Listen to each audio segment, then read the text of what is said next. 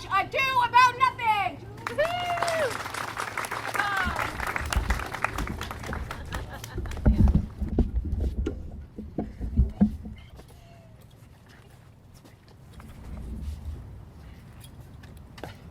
I learn in this letter that Don Pedro of Aragon comes this night to Messina. He was not more than 3 leagues off. How many gentlemen have you lost in this action? Not many, and none of name. A victory is twice itself when the achiever brings home full numbers. I find here that Don Pedro hath bestowed much honor upon a young Florentine called Claudio. Truly, well deserved. With the visage of a lamb, he's done the feats of a lion. He hath an uncle here in Messina, will be very much glad of it. I have delivered letters to him. He seems full of great joy. Did he break out into tears? Very much so. A kind overflow of kindness. There are no faces truer than those that are so washed. How much better is it to weep at joy than to joy at weeping? I pray you, is Signor Montanto returned from wars or no? I know no one by that name, not in the army. What is he that you ask for, niece? My cousin means Signor Benedict of Padua. Yes, he has returned. He's full of joy as ever. He set up his bills here in Messina and challenged Cupid at the flight. And my uncle's fool, reading the challenge, subscribed for Cupid and challenged him at the bird boat. I pray you, how many hath he killed and eaten in these wars? But how many hath he killed? For indeed, I promise to eat all of his killing. Faith, niece, you tax Signor Benedict too much, but he'll be meat with you, I doubt it not. He has done good work in these wars. Oh, you had musty victual, and he hath hoped to eat it. He is a very valiant trencherman. He hath an excellent stomach. He has done good work in these wars, lady. A good soldier to a lady, but what is he to a lord? He is a lord to a lord, a man to a man, stuffed with all good virtues. It is so, indeed. He is no less than a stuffed man. But for the stuffing, well, we are all mortal. You must not, sir, mistake my niece. There's a kind of merry war betwixt Signor Benedict and her. They never meet, but there's a skirmish of wits between them. Alas, he gets nothing by that. In our last conflict, 4 of his 5 wits went halting off, and now was the whole man governed with 1. So that if he had wit enough to keep himself warm, let him bear it a difference between himself and his horse. For that is all the wealth he hath left, to be known a reasonable creature. Who is his companion now? He hath every month a new sworn brother. Is it possible? Very easily possible. He wears his faith, but as the fashion of his hat, it ever changes with the next block. I see he is not of your books. Oh, no. And he were, I would burn my study. But I pray you, who is his companion? Is there no young square now that will make a voyage with him to the devil? He is seen now with the most noble Claudio. Oh, Lord! It will hang about him like a disease. He's sooner caught than the pestilence, and the taker runs presently mad. God help the noble Claudio. If he has got the Benedict, it will cost him £1,000 ere he be cured. I will stay friends with you, lady. Do, good friend. You will never run mad, niece. No, not till a hot January. Don Pedro approaches. Good Signor Leonato. You are come to meet your trouble. The fashion of the world is to avoid cost, and you encounter it. Never came trouble to my house in the likeness of your grace. For trouble being gone, comfort should remain. But when you depart me, sorrow abides, and happiness takes his leave. You embrace your charge too willingly. I think this is your daughter. Her mother hath many times told me so. Were you in doubt, sir, that you asked her? Signor Benedict, no, for then you were a child. You have it full, Benedict. We may guess by this what you are, being a man. Truly, the lady fathers herself. Be happy, lady, for you are like an honorable father. If Signor Leonato be her father, she would not have his head on her shoulders for all of Messina, as like him as she is. I wonder that you will still be talking, Signor Benedict. Nobody marks you. What? My dear lady, disdain, are you yet living? Is it possible disdain should die when she has such meat food to feed as Signor Benedict? Courtesy itself must convert to disdain if you come within her presence. Then is courtesy a turncoat. But it is certain I am loved of all ladies, only you excepted. And I would I could find in my heart that I had not a hard heart, but truly, I love none. Oh, dear happiness to women, else they be troubled with a pernicious suitor. I thank God in my cold blood I am of your humor for that.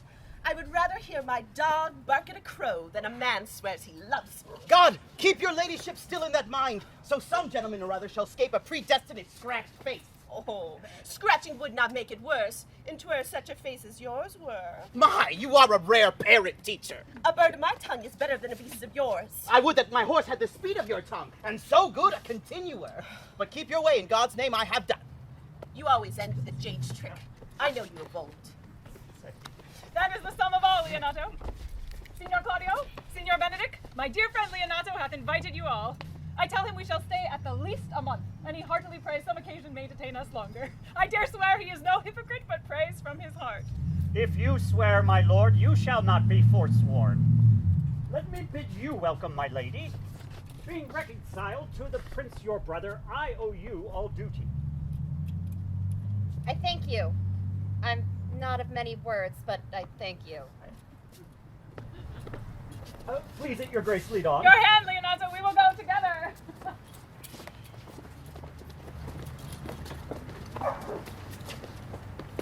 Benedict, didst thou note the daughter of Signor Leonato? I noted her not, but I looked on her. Is she not a modest young lady? Do you question me as an honest man should do, for my simple true judgment? Or would you have me speak after my custom, as being a professed tyrant to their sex? No, I pray thee speak in sober judgment. Why then, methinks she's too low for a high praise, too brown for a fair praise, and too little for a great praise. Only this commendation I can afford her, that were she other than as she is, she were unhandsome. But being none other than as she is, I do not like her. Thou thinkest I am in sport. I bid thee truly tell me how thou truly likest her. Would you buy her that you inquire after her? Oh, can the world buy such a jewel? Yea, and a case to put it into. But speak you this with a sad brow, or do you play the flouting jack to tell us Cupid is a good hair finder and a Vulcan a rare carpenter? Come, what key shall a man take you to go in the song? That she is the sweetest lady that ever I looked on. I can see yet without spectacles, and I see no such matter. Why, there's her cousin, and were she not possessed with the Furies, exceeds her as much in beauty as the 1st of May does the last of December. But I hope you have no intent to turn husband, have you? Oh, no, I would scarce trust myself. Though I would have sworn the contrary, if Hero would be my wife. It's come to this! Hath not the world but one man, but he would wear his cap with suspicion? Shall I never see a bachelor of 80 again? Go to! In faith, thou wilt needs thrust thy neck into a yoke, wear the print of it, and sigh away Sundays. Look, Don Pedro has returned to seek you. What secret hath held you here that you followed not to Leonato? I would your grace would constrain me to tell. I charge thee on thy allegiance. Hear this, Claudio. I can be as secret as a dumb man, I would have you think. But on my allegiance, mark you this, on my allegiance, he is in love. And with who, that is your grace's part. Mark you how short his answer is. With Hero, Leonato's short daughter. If this were so, so were it uttered. Like the old tale, my lord, it is not so, nor 'twas not so, but indeed, God forbid, it should be so. And if my passion change not shortly, God forbid it should be otherwise. Amen, if you love her, for the lady is very well worthy. You speak this to fetch me in, my lord. By my troth, I speak my thought. And in faith, my lord, I spoke mine. And by my two faiths and troths, my lord, I spoke mine. That I love her, I feel. Oh, that she is worthy, I know. That I neither feel how she should be loved, nor know how she would be worthy, is the opinion that fire cannot melt from me. I will die in it at the stake. Thou wast ever an obstinate heretic in the despite of beauty. I never could maintain his force, but to maintain the force of his will. That a woman conceived me, I thank her. That she brought me up, I likewise give her most humble thanks. But that I should have a retreat, wind it in my forehead, or hang my bugle in an invisible baldric, all women shall pardon me. Because I will not do them the wrong to mistrust any, I will do myself the right to trust none. And the fine of it is, for the which I may go the finer, I will live a bachelor. I shall see thee, ere I die, look pale with love. Yeah, with anger, with sickness, or with hunger, my lord, but not with love. Prove that ever I would lose more blood with love than get again through drinking, pluck out mine eyes with a ballad maker's pen, and hang me at the door of a brothel house for the sign of blind Cupid. Well, if ever thou dost fall from this faith, thou wilt prove a notable argument. If I do, hang me in a bottle like a cat and shoot at me. And he that hits me, let him be clapped on the shoulder and called Adam. Well, as Time shall try.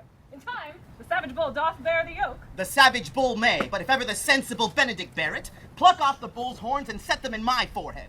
And let me be vilely painted, and in such great letters as they write, here is good horse for hire, let them signify under my sign, here you will see Benedict a married man.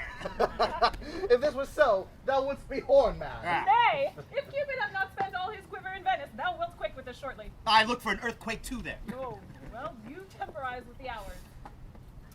Good Signor Benedict, repair to Leonatos. Commend me to him, and tell him I will not fail him at supper. For indeed, he hath made great preparation. I have almost matter enough in me for such an embassage. And so I commit you... To the tuition of God, from my house if I had it. The 6th of July, your loving friend, Benedict. Nay, mock not, mock not! The body of your discourse is sometime guarded by fragments, and the guards are but slightly basted on either. Ere you should flout old ends any further, examine your conscience. And so I leave you. My liege, your highness may now do me good. My love is thine to teach. Teach it but how, and thou shalt see how apt it is to learn any hard lesson that may do thee good.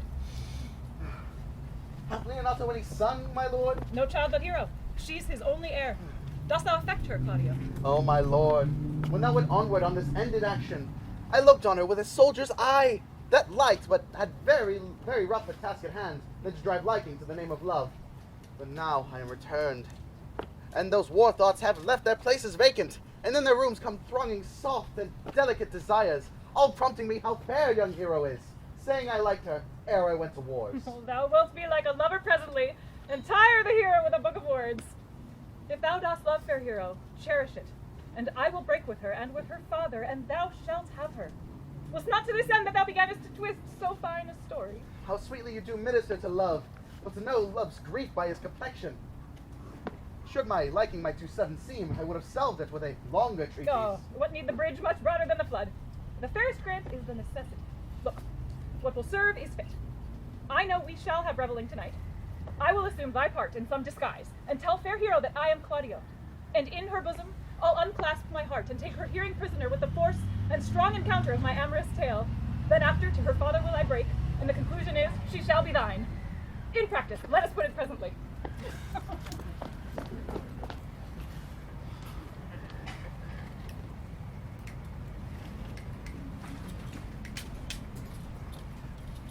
How now, brother? Where is my cousin, your son? Has Happy provided this music? He is very busy about it, but brother, I can tell you strange news that you yet dreamt not of. Are they good? As the event stamps up, but they have a good cover that show well outward. The prince and Count Claudio are walking in a thick peached alley of mine orchard, were thus much overheard by a man of mine. The prince discovered to Claudio that he was in love with my niece, your daughter, and meant to acknowledge it this night at a dance. And if he found her a corner, he meant to take the present time to the top and instantly break with you of it. Hath the fellow any wit that told you this? Oh, good sharp fellow. I'll send for him and question him yourself. No, we will hold it as a dream until it appear itself. But I'll acquaint my daughter withal, that she may be the better prepared for an answer, if peradventure this be true. Oh, go you and tell her of it. Good cousins, you know what you have to do. Oh, I cry you mercy, my good friend. Go you with me, and I will use your skill. Good cousin, have a care this busy time.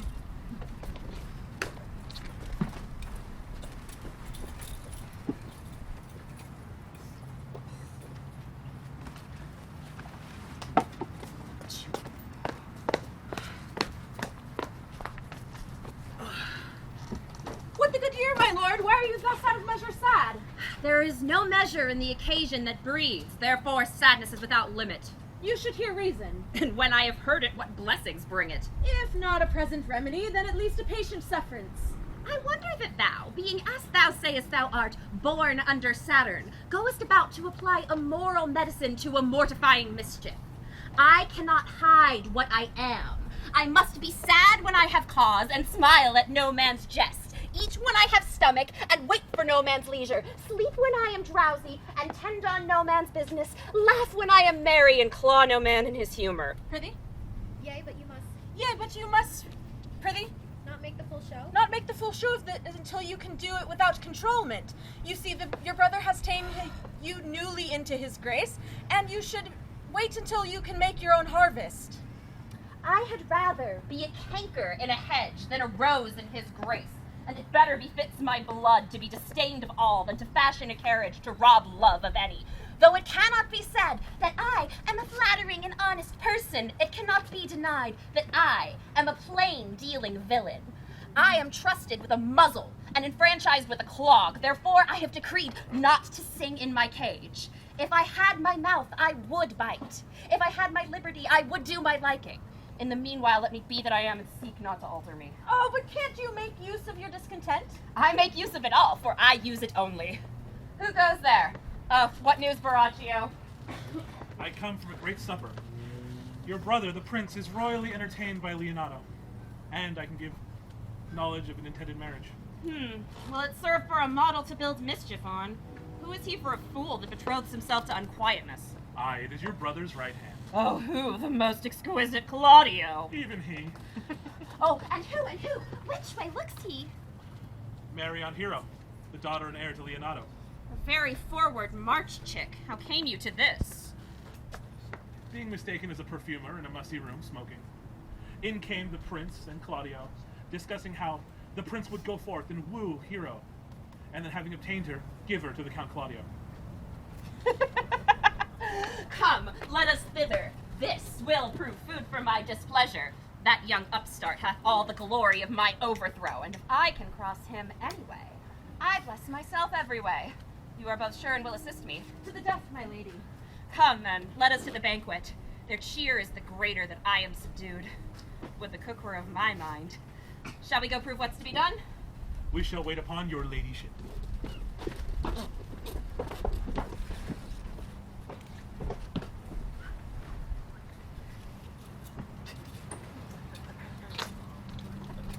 Was not Countess Jana here at supper? I saw not. No. How tartly that gentlewoman looks. Yes. I can never see her, but I am heartburned an hour after. She is of a very melancholy disposition.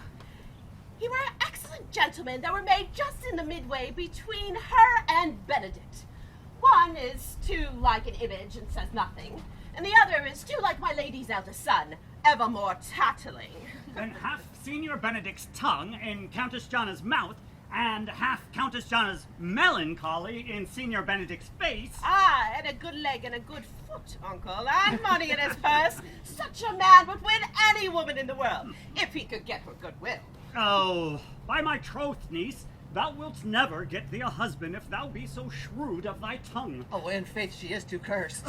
Too curse is more than curse. I shall lessen God's sending that way, for it is said, God sends cursed cows short horns, but to a cow too cursed, he sends none.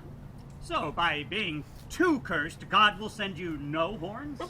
Just, if he sends me no husbands, for the which blessing I am at him upon my knees every morning and evening. Lord, I cannot endure a husband with a beard on his face. I'd rather lie in the woolen. You may light upon a husband that hath no beard. What shall I do with him? Dress him in my apparel and make him my waiting gentlewoman? He that hath a beard is more than a youth, and he that hath no beard is less than a man, and he that is more than a youth is not for me, and he that is less than a man, oh, I am not for him. Therefore, I will even take the sixpence in earnest of the bear ward and lead his apes into hell. Well, then, go you into hell? No, but to the gate. And there will the devil meet me like an old cuckold with horns on his head and say, "Get you to heaven, Beatrice. Get you to heaven. Here's no place for maids." And so I deliver up my apes and away to St. Peter's for the heavens. He shows me where the bachelors sit. And there live we, as merry as the day is long. Well, niece, I trust you will be ruled by your father. Oh, yes, it is my cousin's duty to make curtsy and say, "Father," as it please you. But for all of that, cousin, let him be a handsome fellow, or else make another curtsy and say, "Father," as it please me. Well, I hope to see you one day fitted with a husband, Oh. niece. Not till God make men of some other metal than earth. Would it not grieve a woman to be overmastered by a piece of valiant dust? to make account of her life to a clod of wayward moral. Oh, I'll have none, uncle. God, Adam's sons are my kindred, and truly I hold it a sin to match in my kindred. Well, daughter, if the prince do solicit you in that kind, you know your answer. The fault will be in the music, cousin. If you be not wooed in good time, if the prince be too important, tell him there is measure in everything, and so dance your answer. For, hear me, hero, wooing, wedding, and repenting is as a Scotch jig, a measure, and a syncopace. The first suit is hot and hasty as a Scotch jig, and full as fantastical. The wedding, mannerly modest, as a measure full of state and ancientry. And then there's repentance, with his bad legs, falls into a syncopace faster and faster, until he sinks into his grave. Oh. Cousin, you apprehend passing shrewdly. I've a good eye, uncle. I can see a church by daylight. Oh, the revelers are entering. Brother, make room.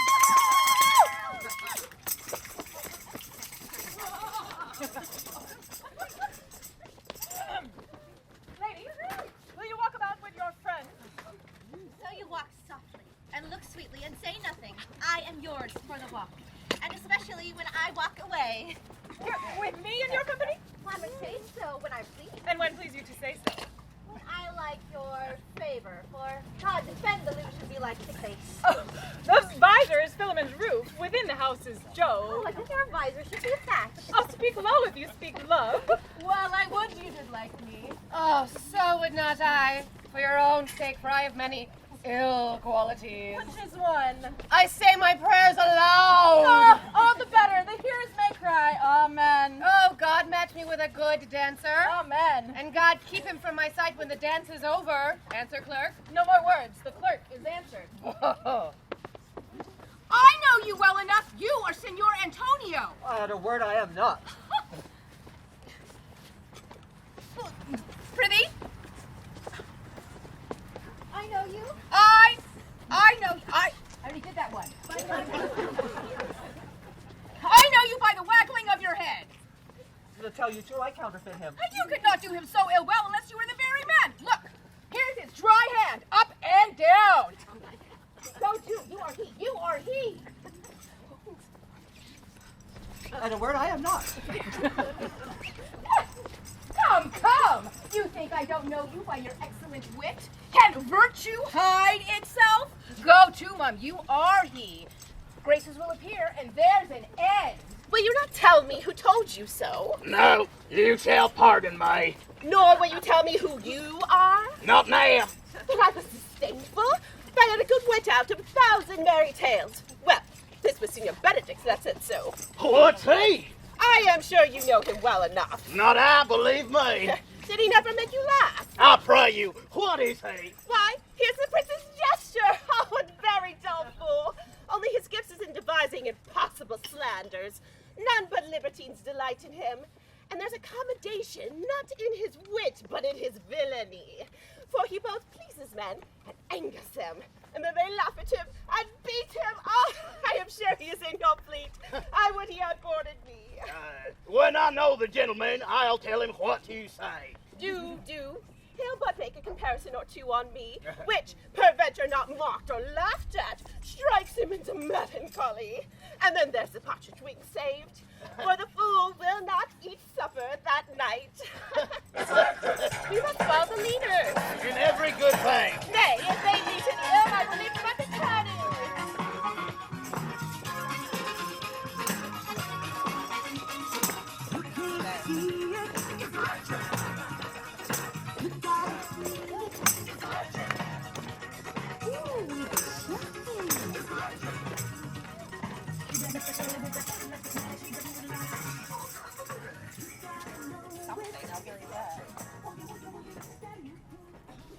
Sure, my brother is amorous on Hero and hath withdrawn with her father to break with him about it.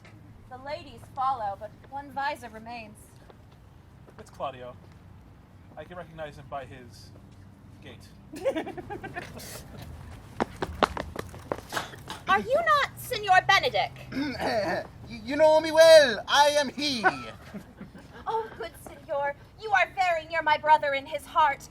He is enamored on Hero. I pray you dissuade him from her. She is no equal measure in his birth, and you shall do the part of an honest man in it. How know you he loves her? Oh, I heard him swear his affection. As did I. I heard him swear that he would marry her tonight. Come, let us banquet.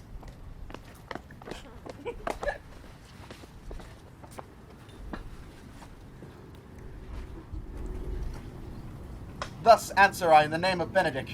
Yet hear these ill words with the ears of Claudio.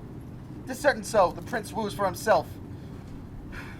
Friendship is constant in all other things, save for the office and affairs of love. And trust no agent, for beauty is a witch, against whose charms all faith melteth into blood. This was an accident of hourly proof, which I mistrusted not. Therefore, farewell, hero. Psst. Count Claudio! Yea, the same. Come, will you go with me? Whither? Even to the next willow? About your own business, County. Come, what fashion shall you wear the garland of? About your neck like an usurer's chain, or under your arm like a lieutenant's scarf? You must wear it one way, for the prince hath got your hero! I wish him joy of her. Well, that's spoken like an honest Drovia. So they sell bullocks. But did you think the prince would have served you thus? I pray you, leave me. Oh, now you strike like a blind man. 'Twas the boy that stole your meat, and you'll beat the posts. If not, I will leave you.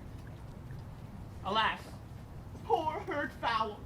Now will he creep into sedges. But that my lady Beatrice should know me and yet not know me. The prince's fool? Ha! It may be. I go under that title because I am married. Yea, but though I am apt to do myself wrong, I am not so reputed. It is the base, though bitter disposition of Beatrice that puts the world into her person and so gives me out. Well, I will be revenged as I may. Now, Signor, where's the Count? Did you see him? Truth, my lord, I have played the part of Lady Fame. I found him here as melancholy as a lodge in a warren. I told him, and I think I told him true, that your grace had got the goodwill of this young lady. I offered him my company to a willow, either to fashion him a garland as being forsaken, or to bind him up a rod as being worthy to be whipped. To be whipped? What's his fault? Not the flat transgression of the schoolboy, who, being overjoyed at finding a bird's nest, shows it his companion, and he steals it. Wilt thou make a trust of transgression? The transgression is in the stealer. Yet it had not been amiss that the rod had been made, or the garland either. For the garland he may have worn himself, and the rod he may have bestowed upon you, who, as I have taken it, have stolen his bird's nest. I will but teach them to sing and restore them to the owner. Ha! Well, if their singing answer your saying, by my truth you say so honestly. The Lady Beatrice hath a quarrel to you. Huh. The gentleman that danced with her told her that she is much wronged by you. She misused me past the endurance of a block. Why, an oak, but with one green leaf on it, would have answered her. My very visor began to assume life and scold with her. She told me, not thinking I had been myself, that I was the prince's jester. That I was duller than a great thaw, huddling jest upon jest with such impossible conveyance upon me that I stood like a man at a mark with a whole army shooting at me. She speaks poniards and every word stabs. Why, if her breath were as terrible as her terminations, there were no living near her. She would infect to the North Star. I would not marry her, though she were endowed with all that Adam left behind before he transgressed. She would have made Hercules have turned and spit, yea, and have cleft his club to make a fire too. Come, talk not of her. You will find her infernal apte in good apparel. I wish to God some scholar would conjure her, for certain while she is here, a man may live as quiet in hell as in a sanctuary. And yea, people sin upon purpose, because they would go thither. So, all disquiet, horror, and perturbation follows her. Look, here she comes. Will your grace command me any service to the world's end? I will go on the slightest errand to the antipodes that you can devise to send me on. I will fetch you a toothpicker from the furthest reaches of Asia, bring you the length of Prester John's foot, a hair from the great Cham's beard. Do you any embassage to the pygmies, rather than speak 3 words conference with this harpy? Have you no employment for me? None, but to desire your good company. Oh, here is a dish I love not. I cannot endure my lady tongue. Come, lady, you have lost the heart of Signor Benedict. Indeed, my lord. He lent it to me a while, and I gave him use for it. A double heart to his single one. Marry once before he had won it of me with false dice. So your grace may say that I have lost it. You have put him down, lady. You have put him down. So I would not he do me, lest I should prove the mother of fools. I have brought Count Claudio, who you sent me to seek. Why, how now, Count? Wherefore are you sad? Not sad, my lord. How then? Sick? Neither, my lord. He is neither sad, nor ill, nor merry, nor well, but civil as an orange, and something of that jealous complexion. Faith, I think your blazon to be true. Though I'll be sworn, if he be so, his conceit is false. Here, Claudio, I have wooed in thy name, and fair hero is won. Okay. I have broke with her father, and his good will obtained. Okay. Name the day of marriage, and God give thee joy. Okay. Count, take of me my daughter, and with her my fortunes. His grace hath made the match, and all grace say amen to it. Amen. Amen! Speak, Count, is your cue. Silence is the perfectest herald of joy. Lady, I am yours, as you are mine, and I dote upon the exchange. Speak, cousin, or, if you cannot, stop his mouth with a kiss and let him not speak neither. In faith, lady, you have a merry heart.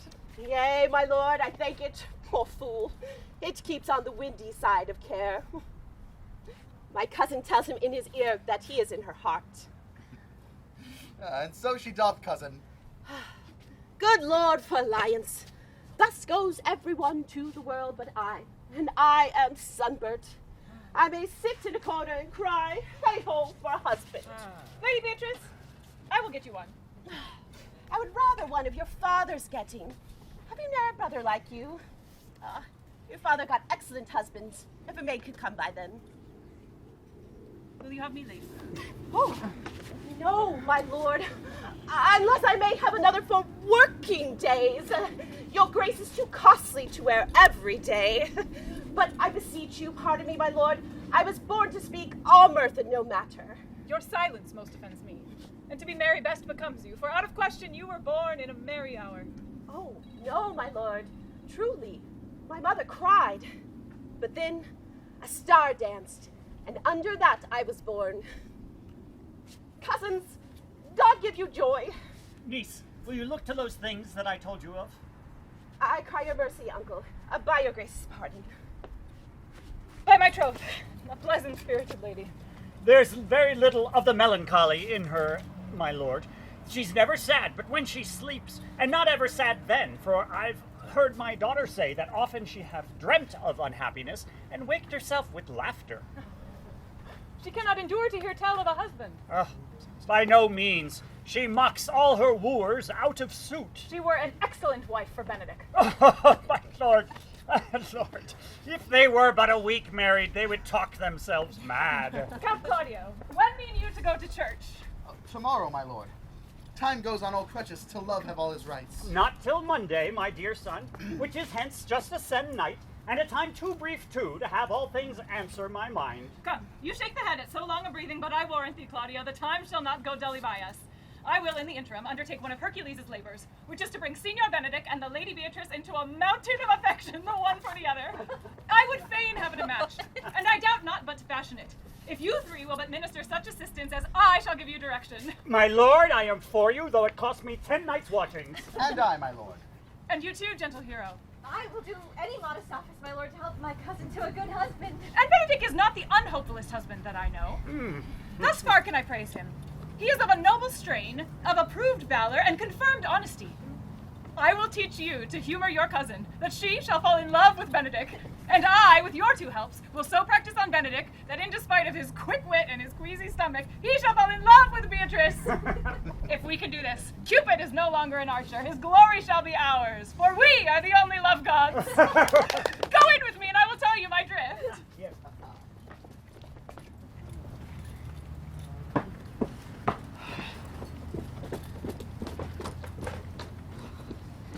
Is it so that Count Claudio will marry the daughter of Leonato? Yea, my lord.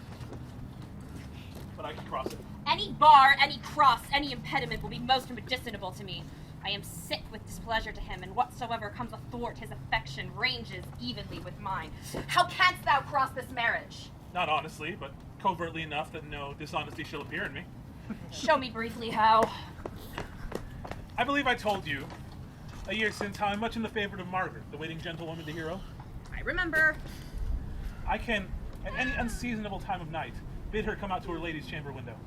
And what life is in that to be the death of this marriage? The poison in that lies for you to temper. Go to the prince, your brother. Tell him that he has insulted his honor in matching his friend, whose esteem you highly regard, to a contaminated stale such as one hero. And what proof shall I make of that? Proof enough to misuse the prince, to vex Claudio, undo hero, and kill Leonato. Have you any other issue? Only to despite them, I will endeavor anything. Go then. Find me a meet hour to draw the prince and Claudio together. Tell them, in a type of zeal for love of your brother's honor and his friend's reputation who he has made the match with, draw them to her chamber window. There you will hear Margaret term me Claudio, and hear me call Margaret hero. They shall see this the night before the intended marriage, and I shall fashion it so that hero will be absent. So there will appear such truth in her disloyalty that jealousy shall be called assurance, and all the preparation overthrown. Grow this to what adverse issue it can, and I will put it in practice. Be cunning in the working of this, and thy fee is 1,000 ducats. Be you constant in your accusation, and I will not shame myself with my cunning. I will go presently to learn their day of marriage. Boy! Sir! On my chamber window lies a book. Bring it hither to me here in the orchard. But I'm here already, sir! I know that. I would have thee hence and here again. Ah! I do much wonder that one man, having seen how another man is made a fool when he dedicates his behaviors to love, will, after he hath laughed at such shallow follies in others, become the argument of his own scorn by falling in love. Such a man is Claudio. I have known him when there was no music with him but the drum and the fife. And now, had he rather hear the tabor and the pipe. I have known when he would have walked 10 miles afoot to see a good armor. Now will he lie 10 nights awake, carving the fashion of a new doublet. Oh. He was wont to speak plain and to the purpose, like an honest man and a soldier. Now is he turned orthography. His words a fantastical banquet, just so many strange dishes. Shall I be so converted and see with these eyes? I cannot tell. I think not. I'll not be sworn. Love may transform me into an oyster. But, on mine oath, till he hath transformed me into an oyster, he will never make me such a fool. What? One woman is fair, yet I am well. Another virtuous, yet I am well. Another wise, yet I am well. But, till all graces lie in one woman shall not come in my grace. She shall be rich. That is certain. Wise, or I'll none. Virtuous, or I'll never cheapen her. Fair, or I'll not look on her. Mild, or come not near me. Noble, or not I for an angel. Of good discourse, an excellent musician. And her hair shall be whatever color it please God. The prince and Monsieur Love, I'll hide me in the arbor.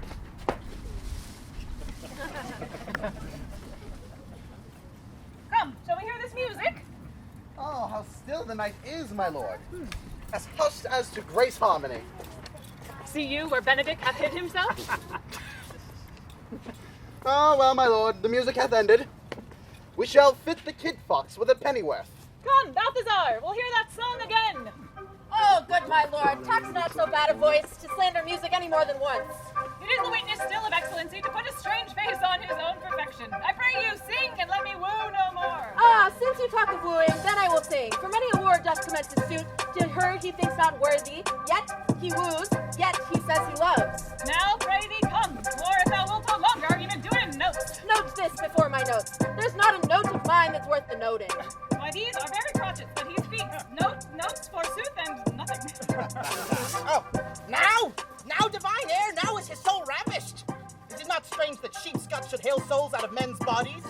I'll not be sworn, but on my horn for my money when all's done. Sigh no more, lady, sigh no more. Men were deceivers ever. 1 foot in sea and 1 on shore, to one thing constant never. Then sigh not so, but let them go and be you glad and bonny, converting all your sounds of woe into hey, nonny, nonny. Sing no more ditties, sing no more of dumb so dull and heavy. The fraud of men was ever so since summer best was leafy. Then sigh, not so, then sigh, not so, then sigh, not so. DJ Balti, out. My troth, a good song. And an ill singer, my lord. No, Faith. Thou singest well enough for a shift. And he had been a dog that should have howled thus, they would have hanged him. But I hope his bad voice bode no mischief.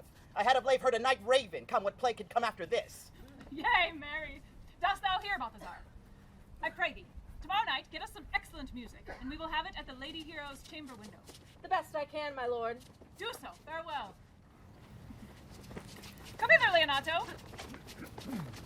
What was it that you told me of today? That your niece Beatrice was in love with Signor Benedict? Oh, aye, stock on the Faustus. I would not have believed that woman would have loved any man. No, nor I neither. But most wonderful that she should so dote on Signor Benedict, whom she hath in all outward behavior seemed ever to abhor. It's possible. Sits the wind in that corner. By my oath, my lord, I cannot tell what to think of it, but that she loves him with an enraged affection. It is past the infinite of thought. Maybe she doth but counterfeit. Hey, nah. Oh, God, counterfeit. There was never counterfeit of passion that came so near the life of passion as she discovers it. What effects of passion shows she? Well, this fish will bite. Oh, what affects my lord? Well, she will sit you. You heard my daughter. Indeed. We heard her say so, yeah. How? You amaze me. I would have thought her spirit had been invincible against all assaults of affection. As would I, especially against Benedict.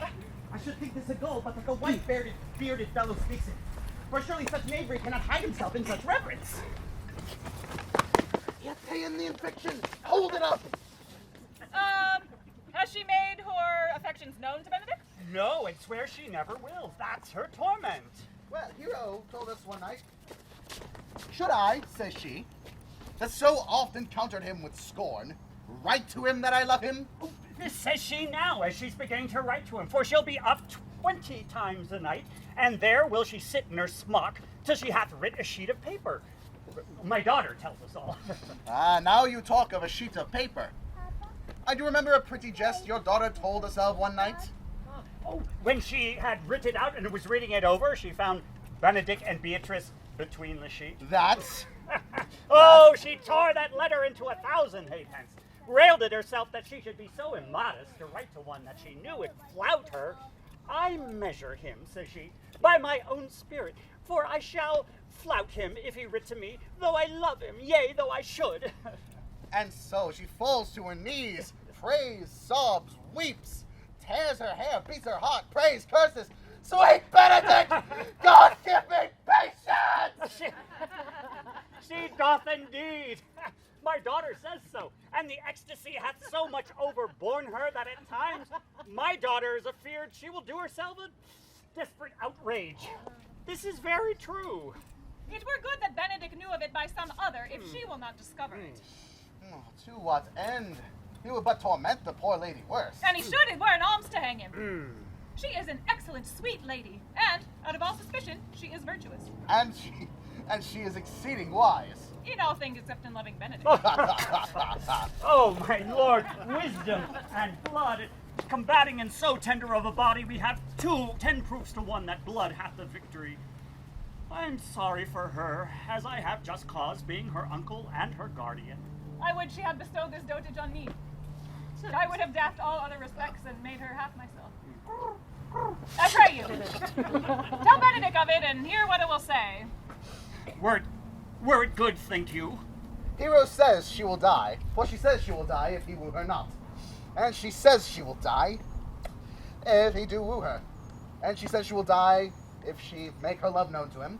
And she will die if she were not to come across him with her accustomed crossness. She doth well. If she should make tender of her love, 'tis very possible he will scorn it. For the man, as you know all, hath a contemptible spirit. He is a very proper man. He hath indeed a good outward happiness. Before God, and in my mind, very wise. He doth indeed show some sparks that are like wit. And I take him to be valiant. As Hector, I assure you. And in the managing of quarrels, you may say he is wise. For either he avoids them with great discretion, or he undertakes them with a most Christian-like fear. If he do fear God, I must necessarily keep peace. If he break that peace, he ought to enter into a quarrel with fear and trembling. And so will he do. For the man doth fear God, howsoever it seems not in him by some large jests he will make. Well, I am sorry for your niece. Shall we go seek Benedict and tell him of her love? No, let her wear it out with good counsel. Nay, 'tis impossible. She may wear her heart out first. Well, we will hear further of it by your daughter. Let it cool the while. I love Benedict well, and I could wish he would modestly examine himself to see how much he is unworthy so good a lady. Ha! Shall we walk, my lord? Dinner is ready. If you do not dote upon her after this exchange, I will not trust any expectation. Let there be the same net spread for her, and that must your daughter and her gentlewomen carry. The sport will be, when they hold one, an opinion of another's dotage in no such matter. That's the scene that I would see, which will be merely a dumb show. Let us send her to call him in to dinner.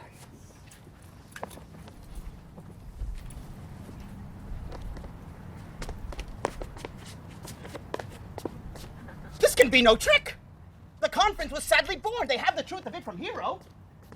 They seem to pity the lady. Her affections, it seems, have their full bent. Love me. Why, this news is so shocking it causes the hair to fall from my face.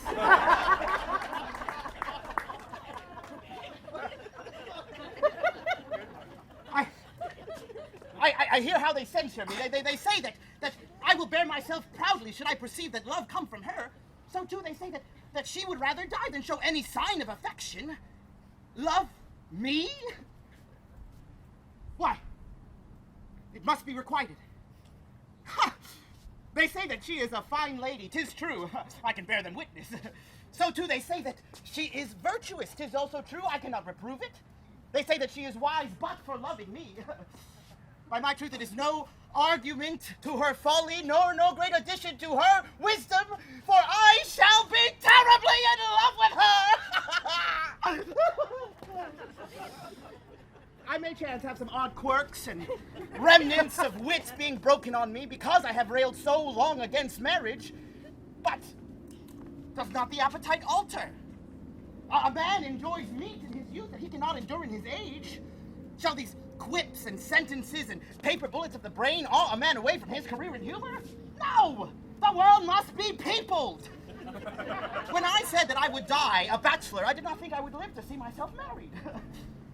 Oh, here comes Beatrice. By this day, she is a fair lady. I do spy some marks of love on her. Against my will, I am sent to bid you come in to dinner. Fair Beatrice, I thank you for your pains. I took no pains for those things, and you took pains to thank me. If it had been painful, I would not have come. You take pleasure, then, in this message? Yay! So much as you might take upon a nice point and choke it down with all. You have no stomach, senor? Fare you well.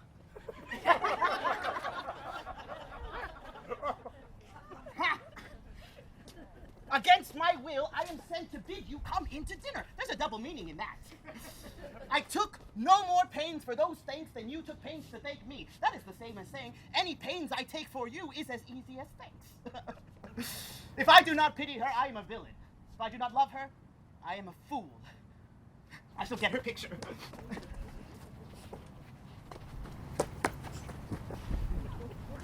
Good Margaret! Run thee to the parlor. There wilt thou find my cousin Beatrice proposing with the Prince and Claudia. Whisper her ear and tell her I and Ursula walk in the orchard, and our whole discourse is all of her. Say that thou overheardst us, and bid her steal unto the pleached bower, where honeysuckles, ripened by the sun, forbid the sun to enter, like favorites made proud by princes, that advance their pride against the powers that bred it. well in it and leave us alone. I will make her come, I warrant you, presently. Now, Ursula, when Beatrice doth come, as we do trace this alley up and down, our talk must only be of Benedict. When I do name him, let it be thy part to praise him more than ever man did merit. My talk to thee must be how Benedict is sick in love with Beatrice. Of this matter is little Cupid's crafty arrow made that only wounds thy hearsay. Now begin, for look where Beatrice, like a lapwing, runs close by the ground to hear our conference. The pleasantest angling is to see the fish cut with her golden oar the silver stream and greedily devour the treacherous bait. So angle we for Beatrice, who even now is couched in the wood by coverture. Fear you not my part of the dialogue. Then go we near her, that her ear lose nothing of the false sweet bait we lay for it. No, truly, Ursula, she is too disdainful. I know her spirits are as coy and wild as haggards of the rock. But are you sure Benedict loves Beatrice so entirely? So says the prince and my new betrothed lord. And did they bid you tell her of it, madam? They did entreat me to acquaint her of it, but I persuaded them if they loved Benedict to wish him wrestle with affection and never to let Beatrice know of it.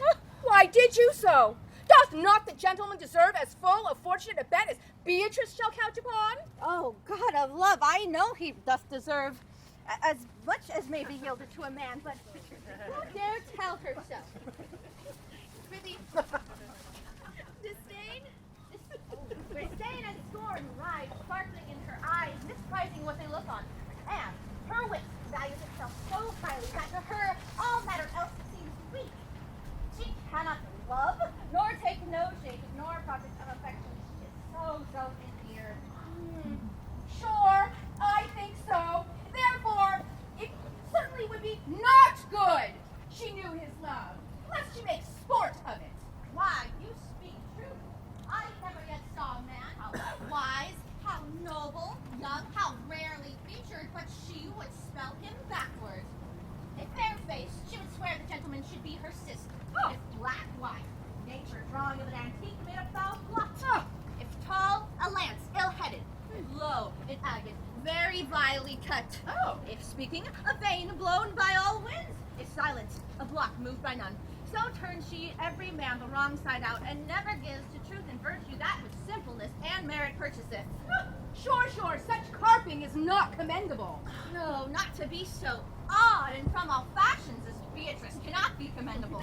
Now who dare tell her so? If I should speak, she would mock me into error. Oh, she would laugh me out of myself, press me to death with wit. Therefore, let Benedict, like covered fire, consume away in sighs, waste inwardly. It were a better death than die with mocks, which is as bad as die with tickling. Prithee? Oh, do not do. Oh, do not do your cousin such a wrong. She cannot be so without true judgment, having so swift and excellent a wit as to refuse so rare a gentleman as Senor Benedict. He is the only man of Italy always excepted my dear Claudia. His exception did have it, did earn it ere he had it. Prithee, I pray you not be angry. I pray you. Be not angry with me, madam, speaking my fancy. Senor Benedict, for shape, for bearing, for argument, for valor, goes foremost through Italy in report. Indeed, he hath an excellent good name. Oh yes, his excellence did earn it ere he had it. When are you married, madam? Why, every day tomorrow. Come, go in. I'll show thee some attires, and have thy counsel which is best to furnish me tomorrow. She is limed, I warrant you. We have caught her. To prove so, then loving goes by halves. Some Cupid kills with arrows, some with traps. What fire is in mine ears? Can this be true? Stand I condemned for pride and scorn so much? Condemned, farewell. And maiden pride, adieu. No glory lives behind the back of such. And Benedict, love on. Ever will requite thee, taming my wild heart to thy loving hand. If thou dost love, my kindness will incite thee to bind up our love in a holy band. For others say thou dost deserve, and I believe it better than reportingly.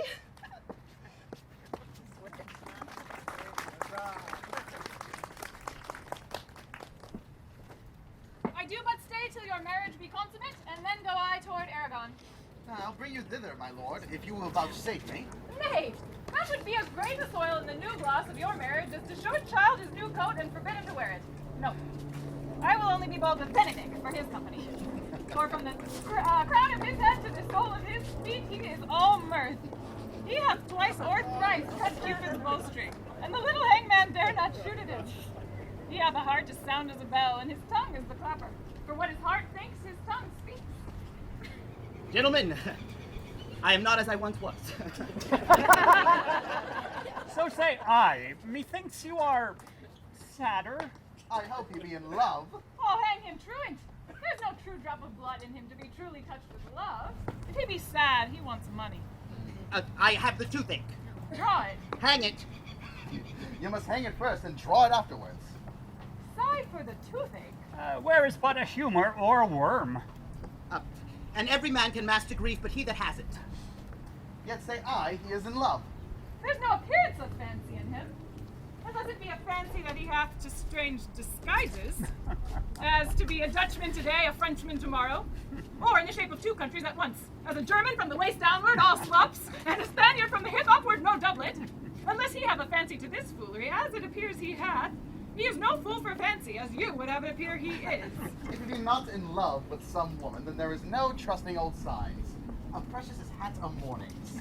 What does that bode? Hath any man seen him at the barber's? No, but the barber's man hath been seen with him, as the old ornament of his cheek hath already stuffed tennis balls. Indeed, he looks younger than he did by the loss of a beard. Nay, rubs himself with civet. Can you smell him out by that? 'Tis so, the sweet youth is in love. The greatest note of it is his melancholy. Ah, as it doth hang by a lute string and is governed by stops. Indeed, that tells a heavy tale for him. Conclude, he is in love. Yea, and I know who loves him. I would know too. I warrant one that knows him not. And above all else, for the maintain of the force of his will, dies for him. She shall be buried with her face upwards. Yet is this no charm for the toothache. Old senor, walk aside with me. I have studied 8 or 9 wise words that I must speak to you, that these hobby horses must not hear. For my life! To break with him about Beatrice. Hero and Margaret have played their parts well with Beatrice. And now once the two bears doth meet each other, they will not bite one another. My lord and brother, God save you. Good den, sister. If your leisure is served, I would speak with you. In private? If it please you yet, Count Claudio may hear, for what I would speak of concerns him. What's the matter? You may think I love you not. Let that appear hereafter, and aim better at me. By that I now will manifest for my brother. I think he holds you well, and in high regard have hoped to effect your ensuing marriage. Surely suit ill spent, and labor ill bestowed. Why, what's the matter? I came hither to tell you, and circumstance is shortened, for she has been too long the talking of. The lady is disloyal. Who? Hero? Even she. Your hero, Leonato's hero, every man's hero. Disloyal? The word is too good to paint out her wickedness. Think you of a better term, and I will fit her to it. But wonder not till further warrant, but go with me tonight, and you shall see her chamber window entered, even the night before her wedding day. If you love her then, tomorrow wed her, but it would better befit your honor to change your mind. May this be so. I will not think it. If you dare not trust what you see, confess not that you know. If you will follow me, I will show you. And when you have seen the more and heard the more, proceed accordingly. Why, if I should see anything tonight, I will not wed her tomorrow. There in the congregation where I should wed, there will I shame her. And as I wooed for thee to obtain her, I will join with thee to disgrace. I will disparage her no further till you are my witness. Bear it coldly but till midnight. Oh, Claudia. Oh, hero. Of day and towardly turn. Oh, mischief strangely thwarting! Oh, plague right well prevented. So you shall say when you have seen the sequel.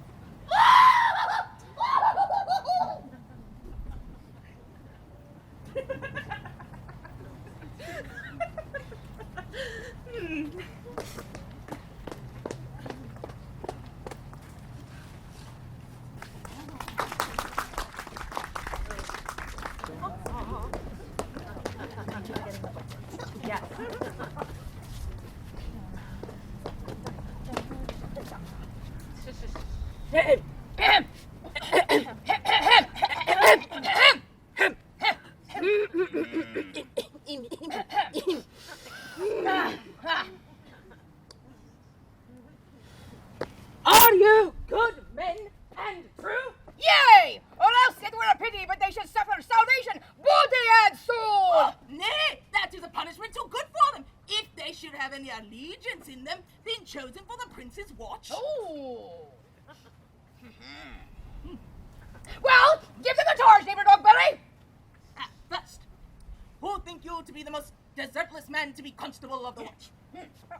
You won't take, sir, or George Sequel, for they can write and read. Come here, neighbor Seacole.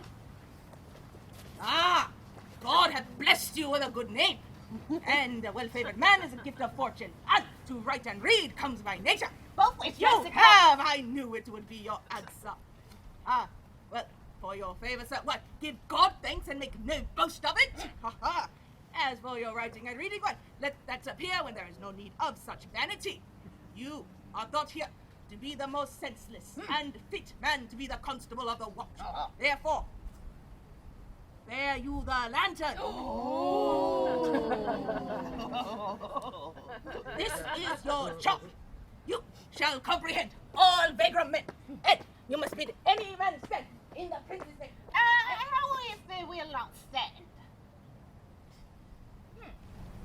Well, let him go, and make no note of it. But presently, call the rest of the watch together, and thank God you are rid of a knave. If he will not stand, you must. If he will not stand, he is none of the king's subjects. Ha ha! Ah, yes, and they will meddle with none but the prince's subjects. Yes. And they will make no noise, for the watch to babble and tug is most tolerable, and not to be endured. We would rather sleep than talk. We know what belongs to a watch. Why, you speak like an ancient and most quiet watchman, for I shall not see how sleeping should offend. Only take care your bills be not stolen. Well, get thee to all the alehouses and bid those that are drunk, yes, I see you out there. Those that are drunk, get them to bed. How if they will not? Why then, let them alone until they are sober. And if they will not make you then the bad answer, you may say they are not the men you took them for. Well, sir. Ah, if you should meet a thief, you may believe, by virtue of your office, that he is no true man. And with all such kinds of men, the less you meddle and make with them, the more is for your honesty. If we know him to be a thief, shall we not lay hands on him? By virtue of your office, you may, but I believe that those that touch pitch are most defiled. The most peaceable way for you, if you should take a thief, would be to let him show himself for what he is and steal out of your company.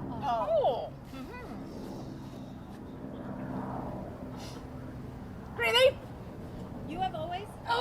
you have always been a merciful man, partner. I would not hang a dog by my own will, much more a man that hath any honesty in him.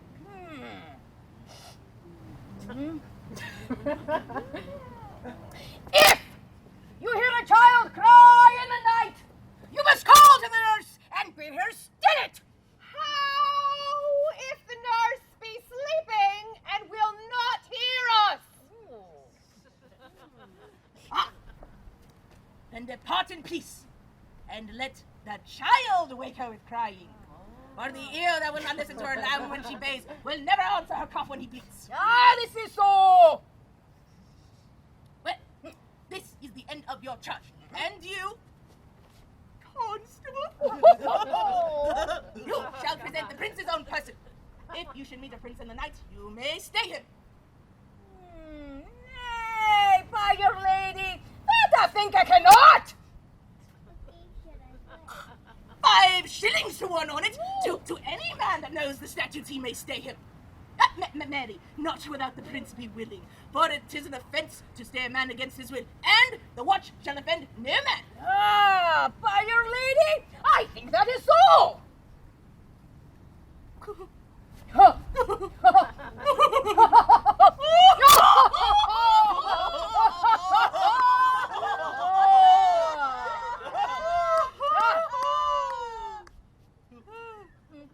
Well, masters, good night.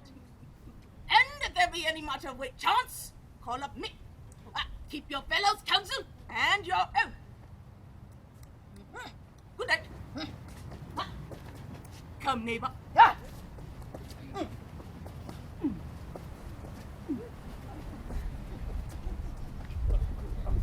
Well, masters, we know our charge. Let us sit here upon the church bench till 2, and then all to bed. One word more, neighbors. I pray you to look about the door of Signor Leonato. For the wedding being there tomorrow, there is a great coil tonight. I be vigilant, I beseech you. Yeah.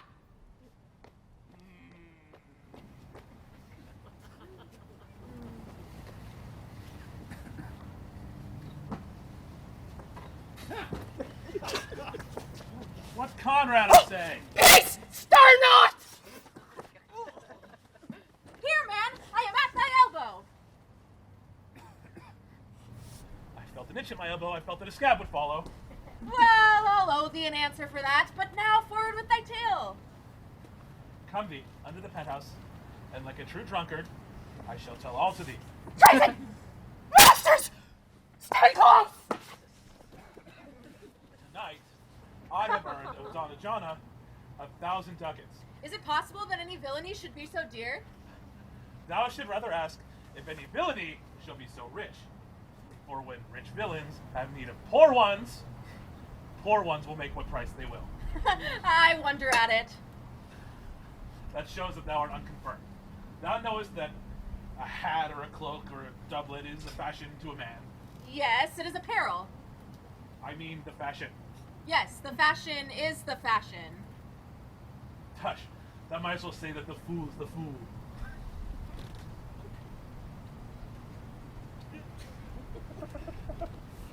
Prithee, But seest thou not? but seest thou not what a deformed thief this fashion is? Oh, I know this deformed one. He's been a vile thief 7 years. Oh, he goes up and down like a gentleman.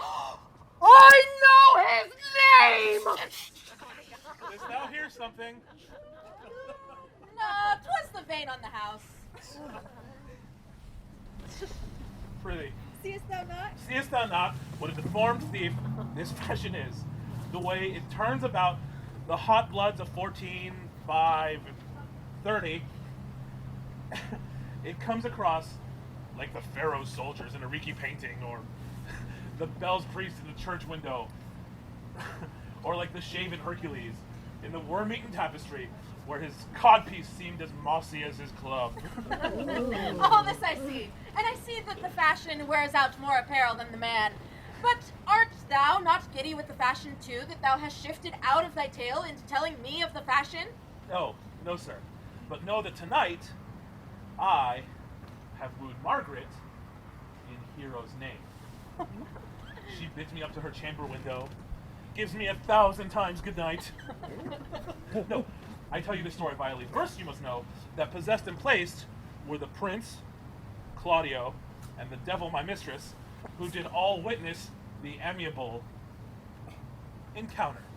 And thought they Margaret was hero? 2 did.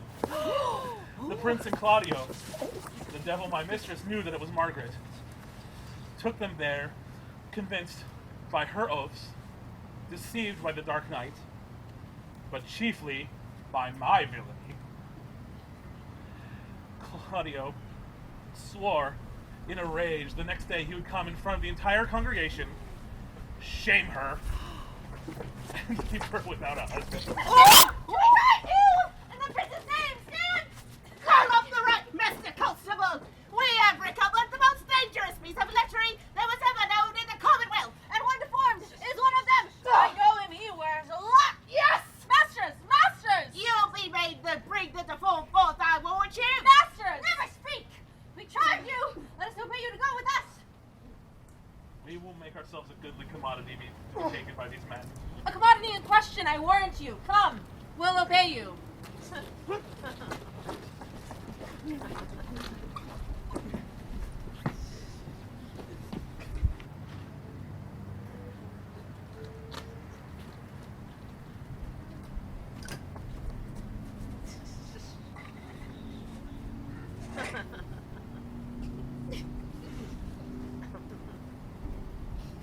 Good stuff. Ursula, wake my cousin Beatrice and desire her to rise, I will, my lady. and bid her come hither. I will. Troth, I think your other rubato were better. No, pray thee, good Meg, I'll wear this. But my troth's not so good. I warrant your cousin would say so. My cousin's a fool, and thou art another. I'll wear none but this. I like the new attire within excellently. If the hair were thought browner, and your gown's a most rare fashion. In faith, I saw the Duchess of Milan's gown that they did praise so. Not exceeds, they say. Oh, by my troth, but a nightgown in comparison to yours. Cloth of gold and cuts, laced with silver, set with pearls. Down sleeves, side sleeves, skirts, a round underborn, and a bluish tinsel. But for a fine, quaint, graceful, excellent fashion, yours is worth 10 on it. God give me joy to wear it, for my heart's exceeding heavy. Oh, we'll be heavier soon by the weight of a man! Fie upon me, I'm not ashamed. Ashamed of what? Of speaking honorably? Is not marriage honorable in a beggar? Is not your lord honorable without marriage? Why then I think you would have me say, saving my reverence, a husband. And bad thought doth not rest true speaking. I'll offend no one. Is there harm in saying heavier by husband? No. And I think it is the right husband and the right wife. Otherwise, 'tis light and not heavy. Here goes my lady Beatrice. Good morrow, cuz. Good morrow, sweet hero. Why, how now? Do you speak in the sick tune? I am out of all other tune, methinks. Oh, claps in light of love. That one goes without a burden. You sing it, I'll dance it. Yea, light of love with your heels. If your husband's of stables enough, you will see that he lacks no balls. Oh, illegitimate construction. Why, I scorn that with my heels. 'Tis almost 5 o'clock, cousin. 'Tis time you were ready. Oh, by my troth, I am exceedingly ill. Hey-ho. For a hawk, a horse, or a husband? For the letter that begins them all, H. Oh. Well, you'll not be turned Turk. There's no more sailing by that star. What means the full trow? Nothing just God grants everyone their heart's desire.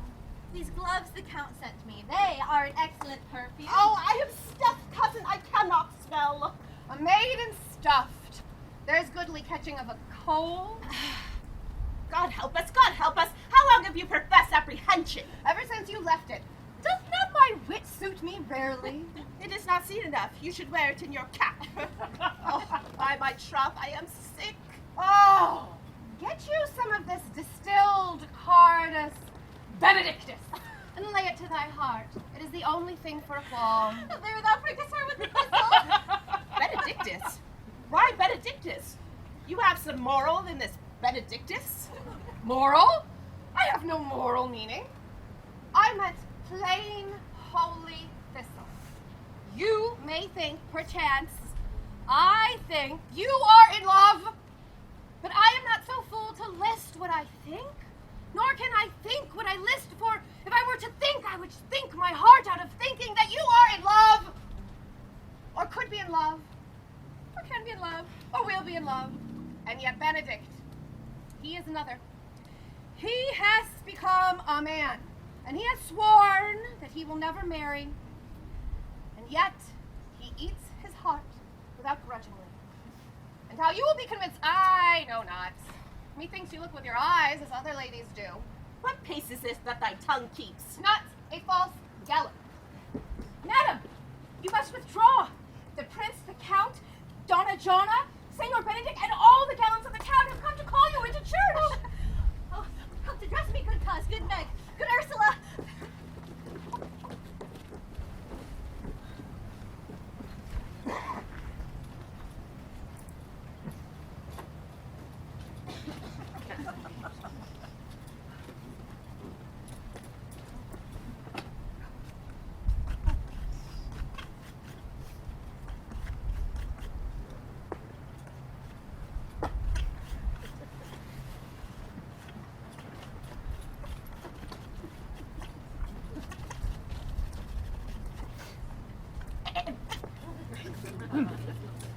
What would... What would you...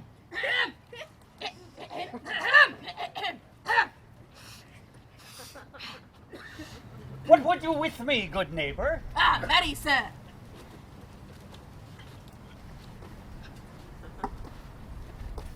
I would have some confidence in you that descends you nearly. Brief, I pray you, for you see it is a busy time with me. Oh, marry, this it is, sir.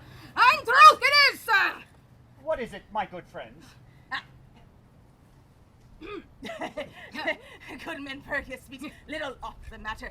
A good old man, sir, whose wit is not so blunt as God help me, I desire it to be, but in faith, as honest as the skin between his brow. Yes, I am as honest as any man living. That is an old man, and no honester than I. Oh, comparisons are odorous. Oh, palabras, neighbor Fergus. Neighbors, you are tedious. Oh, it pleases your worship to say so, but we are the poor duke's officers, and but pray you, for mine own part, if I were as tedious as a king, why, I would bestow it all of your worship. All of thy tediousness on me, huh? And 1,000 pounds more than 'tis, as I hear any good exclamation as any of you in Messina. And though I be but a poor man, I am glad to hear it. As am I! I would fain know what you have to say.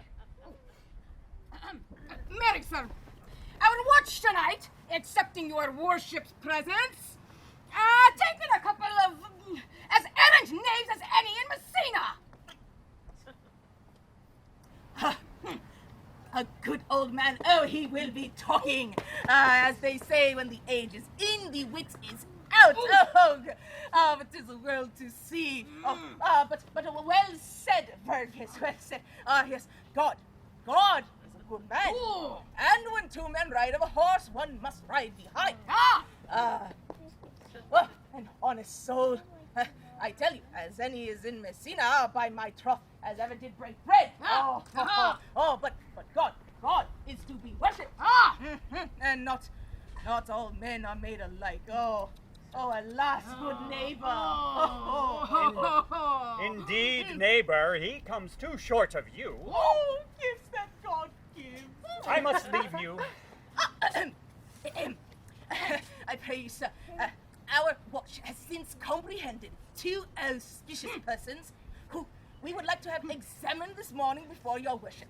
Take their examination yourself and bring it me. I am now in great haste as it may appear unto you. Oh, it will be suffocant. Drink some wine ere you go. Fare you well. My lord, they say to give your daughter to her husband. I will wait upon them. I am ready.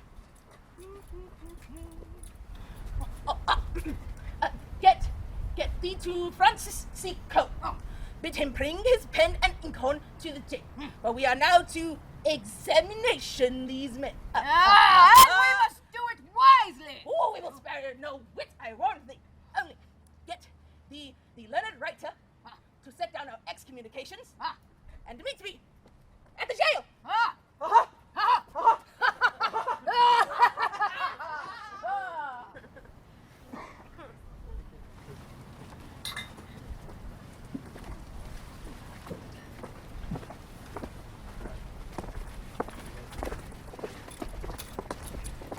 Come, Friar Francis. Be brief, only to the plain form of marriage, and you shall recount their particular duties afterwards. Come hither, my lord, and marry this lady. No. To be married to her. Friar, you come to marry her. Lady, you come hither to be married to this count. I do. If either of you know any inward impediments why you should not be conjoined, charge you on your souls to utter it. Know you any, hero? None, my lord. Know you any, count? I dare make his answer. None. Oh, what men dare do. What men may do. What men daily do, not knowing what they do. How now, interjections? Why then some be of laughing as a Stand thee by, friar. Father, by your leave, will you with free and unconstrained soul give to me this maid, your daughter? As freely, son, as God did give her me. And what may I give back in order to counterpoise this rich and precious gift? Nothing unless you render her again. My prince, you learn me noble thankfulness. Take her back again, Leonato. Give not this rotten orange to your friend. She is but the sign and semblance of her virtue. Oh, behold how she blushes here. On what authority can cunning sin cover itself withal? Would you not say that she were a maid by these exterior shows? Would you all that say that she were made by these exterior shows? Well, she is not. She knows the heat of a luxurious bed. Her blush is guiltiness, not modesty. Dear my lord, if you in your own proof have vanquished the resistance of her youth and made defeat of her virginity. I know what you would say. You would say that she did embrace me as a husband, and so counterpoise the forehand sin. No, Leonato, I have not tempted her with word too large, but as a brother to his sister, with bashful sincerity and comely love. And seemed I ever otherwise to Out on ye! Seeming! I will write against it. You seem to me as Dian in her orb, as chaste as the bud ere it be blown. But thou art more intemperate than Venus, or those pampered animals that rage in savage sensuality. My lord, well that he doth speak so wide. Sweet prince, why speak not you? What should I speak? I stand dishonored that have gone about to link my dear friend to a common stale. Are these things spoken, or do I but dream? Sir, they are spoken, and these things are true. This looks not like a nuptial. True. Oh, God. My lord, is this not the prince? The prince's sister? Is this not Hero? Are our eyes our own? All of this is so, my lord, but what of this? I will move but one question to your daughter. And by that kindly and fatherly power thou hast in her, bid her answer truly. I charge thee do so as thou art my child. Oh, God, how am I beset? What kind of catechizing call you this? To make you answer truly to your name. Is it not Hero? Who can blot the name with any just reproach? Aye, that can, Hero, but Hero itself can also cover Hero's virtue. Who was that man that talked with you yesternight, betwixt the hours of 12 and 1? Now, if you are a maid, answer to this. I met with no man at that hour, my lord. Why then are you no maiden? Leonato, I am sorry you must hear. Upon mine honor, myself, my sister, and this grieved count did hear her at that hour last night, talk with a ruffian at her chamber window, who hath indeed, most like a liberal villain, confessed the vile encounters they have had 1,000 times in secret. Fie, fie, my lord. They are not to be named, not to be spoken. There is not enough chastity left in language with words left to utter them. Thus, pretty lady, I am sorry for thy much misgovernment. O Hero, what a hero hadst thou been, if only thy outward graces were but the counsels of thy heart. Therefore, farewell, most foul, most fair. Farewell. Thou pure in piety and impious purity! For thee I'll lock up all the gates of love, and upon my eyelids shall conjecture hang, to turn all thoughts of beauty into thoughts of harm, and never shall it ever be more gracious. Hath no man's dagger here a point for me? Oh, how now, cousin? Where have I sit you down? Come, let us go. These things come thus to light. Smother her spirits up.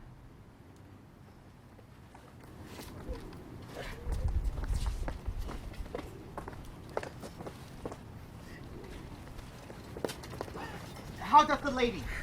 Dead, I think. Help, Uncle! Hero! What hero? Uncle! Senior Benedict Friar! Oh, fate, take not away thy heavy hand. Death is the fairest cover for her shame that may be wished for. How now, cousin Hero? Have comfort, lady. Dost thou look up?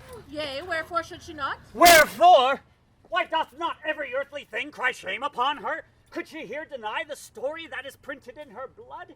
Do not live, hero, do not ope thine eyes. For did I think thou wouldst not quickly die, thought I, thy spirit stronger than thy shames, myself would on the rearwood of reproaches strike at thy life. Grieved I had but one, chid I for that at frugal nature's frame. Oh, one too much by thee, why had I one? Why ever wast thou lovely in mine eyes? Why had I not with charitable hand take up a beggar's issue at my gate, who smirched thus and mired with infamy? I might have said, no part of this is mine. This shame derives itself from unknown loins. But mine and mine I loved, mine I praised, mine that I was proud on, mine so much that I myself was to myself not mine, valuing of her.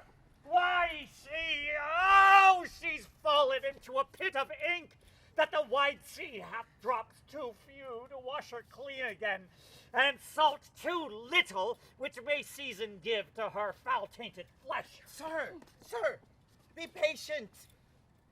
As for my part, I am so attired in wonder, I know not what to say. Oh, on my soul, my cousin is belied. Lady, were you her bedfellow last night? No, truly not. Although until last night I have this 12th month been her bedfellow. Confirmed. Oh, that is stronger, maid, which was before barred up with ribs of iron. Would the two princes lie? Would Claudio lie? That loved her so that speaking of her foulness washed it with tears? Hence from her, let her die. Hear me a little, for I have only been silent for so long and given way unto this course of fortune. By noting of the lady, I have marked 1,000 blushing apparitions to start into her face, 1,000 innocent shames and angel whiteness beat away those blushes. And in her eye there hath appeared a fire to burn away the errors these princes hold against her maiden truth. Call me a fool, trust not my reading nor my observation, which with experimental seal doth warrant the tenor of my book. Trust not my age, my calling, nor divinity, if this sweet lady lie not guiltless here under some biting error. But friar, how can it be? Thou seest that all the grace that she hath left is that she will not add to her damnation the sin of perjury. She not denies it. Why then seekst thou to cover with excuse that which appears in proper nakedness? Lady, what man is he you are accused of? I know that you accuse me. I know none. If I know more of any man alive than maiden modesty doth warrant, let all my sins lack mercy. Will my father prove you that any man with me conversed in hours unmeet, or that I yesternight maintained the change of words with any creature? Refuse me, hate me, torture me to death. There is some strange misprision in these princes. Two of them have the very bent of honor. And if their wisdoms be misled in this, the practice of it lives in Jonna the bastard, whose spirits toil in frame of villainies. I know not. If they speak but truth of her, these hands shall tear her. But if they wrong her honor, the proudest of them shall well hear of it. Time hath not yet so dried this blood of mine, nor age so eat up my invention, nor fortune made such havoc of my means, nor my bad life reft me so much of friends, but they shall find, awake in such a kind, both strength of limb and policy of mind, ability and means, and choice of friends, to quit me of them throughly. Pause a while, and let my counsel sway you in this case. Your daughter here the princes have left for dead. Let her be secretly kept in a while, and publish it that she is dead indeed. And maintain a mournful ostentation, and on your family's monument hang mournful epitaphs, and do all rites appertaining unto a burial. What will become of this? What will this do? Mary, this well carried shall change slander into remorse. That is some good. But not for that dream I on this strange course, but on this travail look for greater birth. She dying, as it must so be maintained, upon the instant she was accused, shall be lamented, pitied, and excused of every hearer. For it so falls out that what we have we prize not to the worth whiles we enjoy it, but being lacked and lost, why, then we rack the value, then we find the virtue that possession would not show us whiles it was ours. So shall it fare with Claudio. When he hears she died upon his words, the idea of her life shall sweetly creep into his study of imagination, and every lovely organ of her life shall come apparelled in more precious habit, more moving, delicate, and full of life into the eye and prospect of his soul than when she lived indeed. Then shall he mourn, if ever love had interest in his liver, and wish he had not accused her so, no, even though he thought these accusations true. Let it be so, and doubt not but success will fashion this event in better shape than I can lay it down in likeliness. And if all else but this be levelled false, then let the supposition of her death quench the wonder of her infamy. And if it sort not well, then you may conceal her, as best befits her wounded reputation, in some reclusive and religious life, out of all eyes, ears, tongues, and injuries. Signor Leonato, let the friar advise you. And though you know my inwardness and love are very much unto the prince and Claudio, yet, by mine honor, I will deal in this as secret and just as your soul should with your body. Being that I flow in grief, the smallest twine may lead me. Let us away, and presently. Lady, your wedding day is but prolonged. Have patience and endure.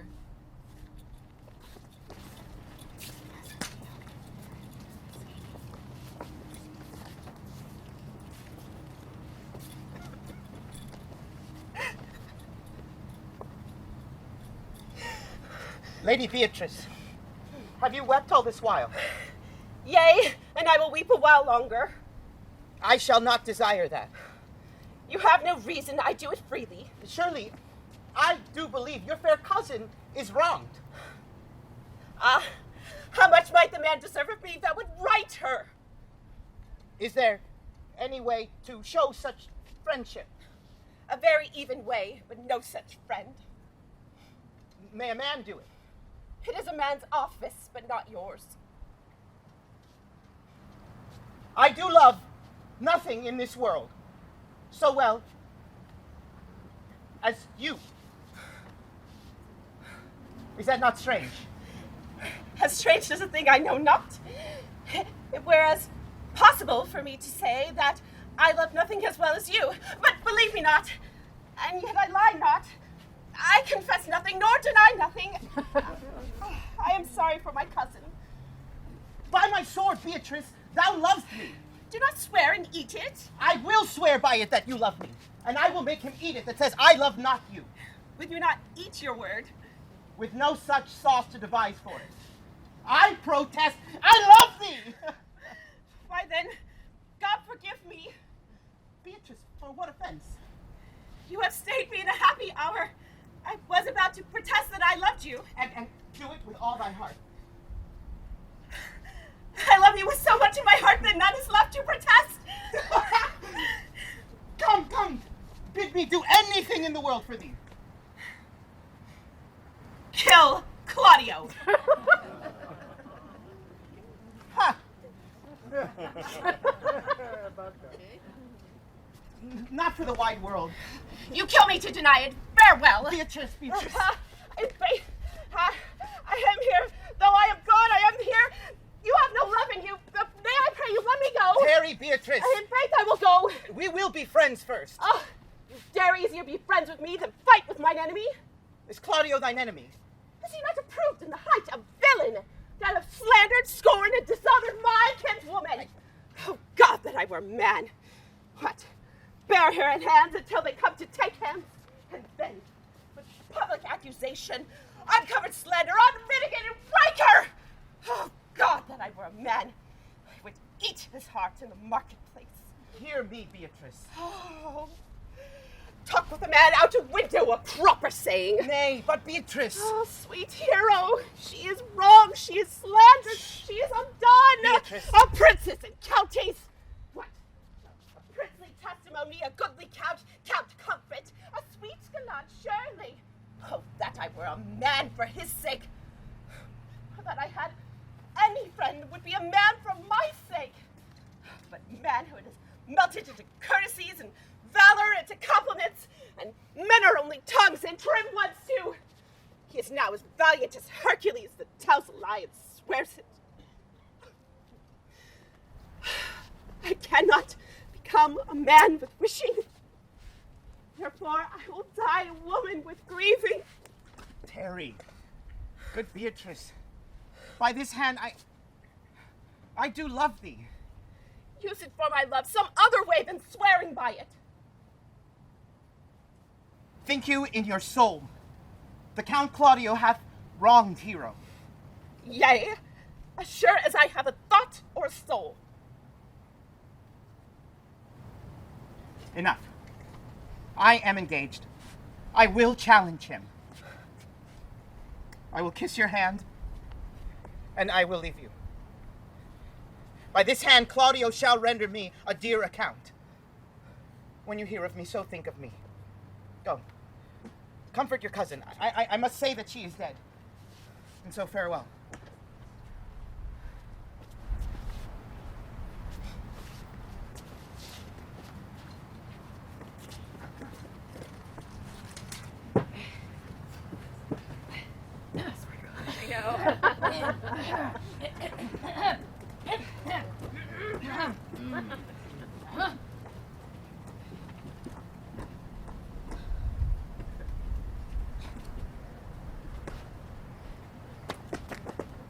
Is a whole dissembly appeared? Oh, a stool and cushion for the sexton.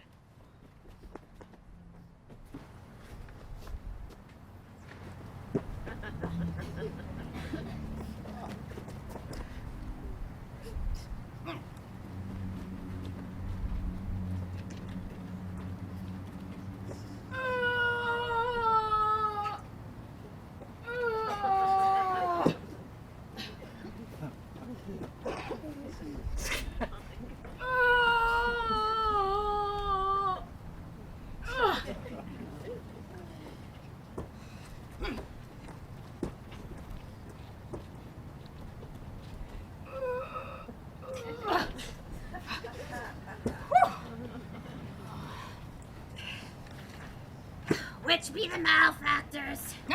Madam, that is I and my partner.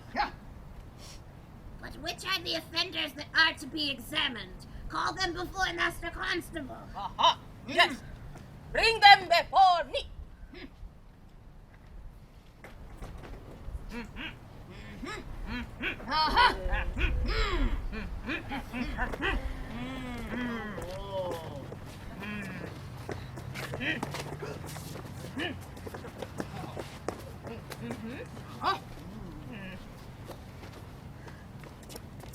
What is your name, friend?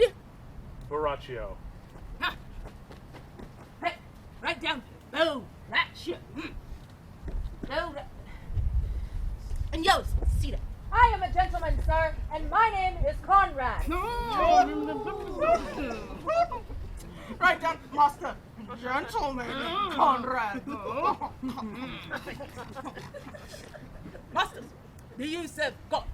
Yea, we hope. Right down, they hope they serve God. Right, God first. For God defends, but God should go before such villains. Masters, it is proved here already that you are little better than false knaves, and it will go near to be thought so shortly. How answer you for yourselves? Marry, sir, we say we are none. Marvelous witty fellow! But I will go along with him. Come here, sir. I say to you in your ear, sir. You are thought to be little better than false knaves. Marry, sir, I say you that we are none. What? God, my life, but these two are in a tale.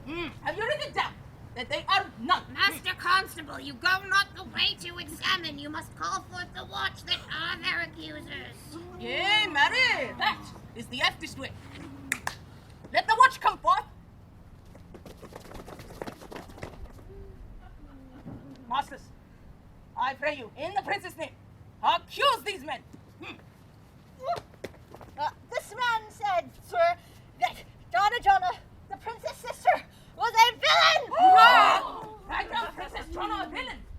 Oh, it is blood perjury to call a princess sister villain. Master Constable. I pray you,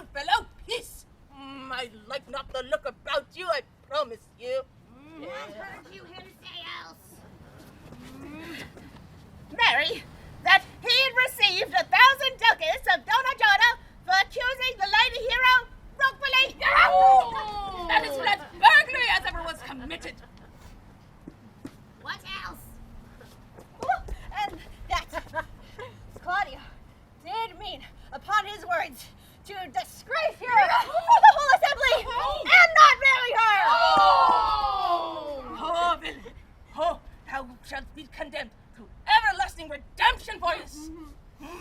What else? Oh. Ah, this is all! This is all! And this is more masters than even you can deny. Help me.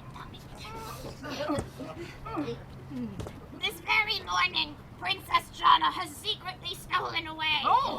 Hero was in this very manner accused. This very manner refused. And upon the grief of it suddenly died.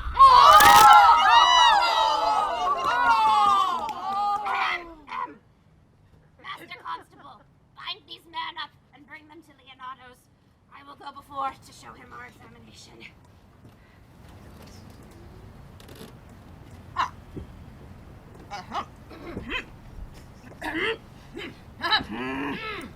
Come, let them be opinioned. Let them be in their hands.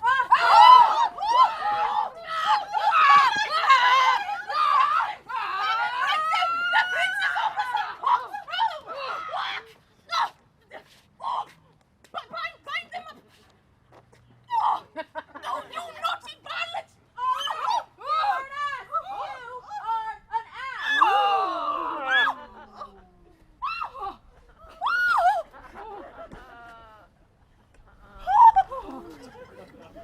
Dost thou not suspect my place?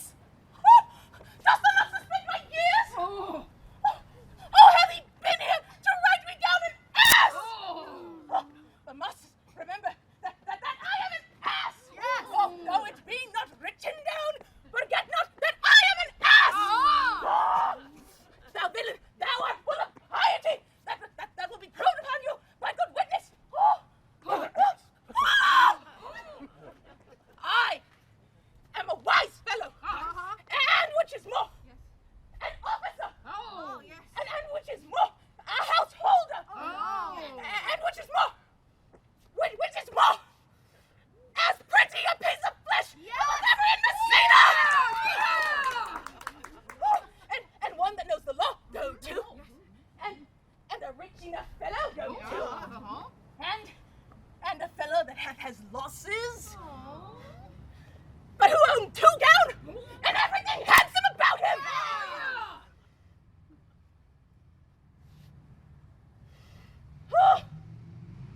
Bind them up. Bring them away.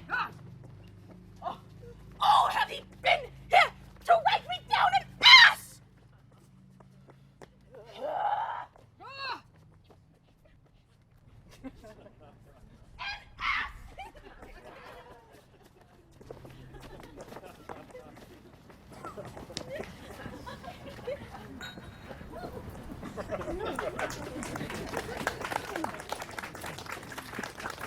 If you go on thus, you will kill yourself.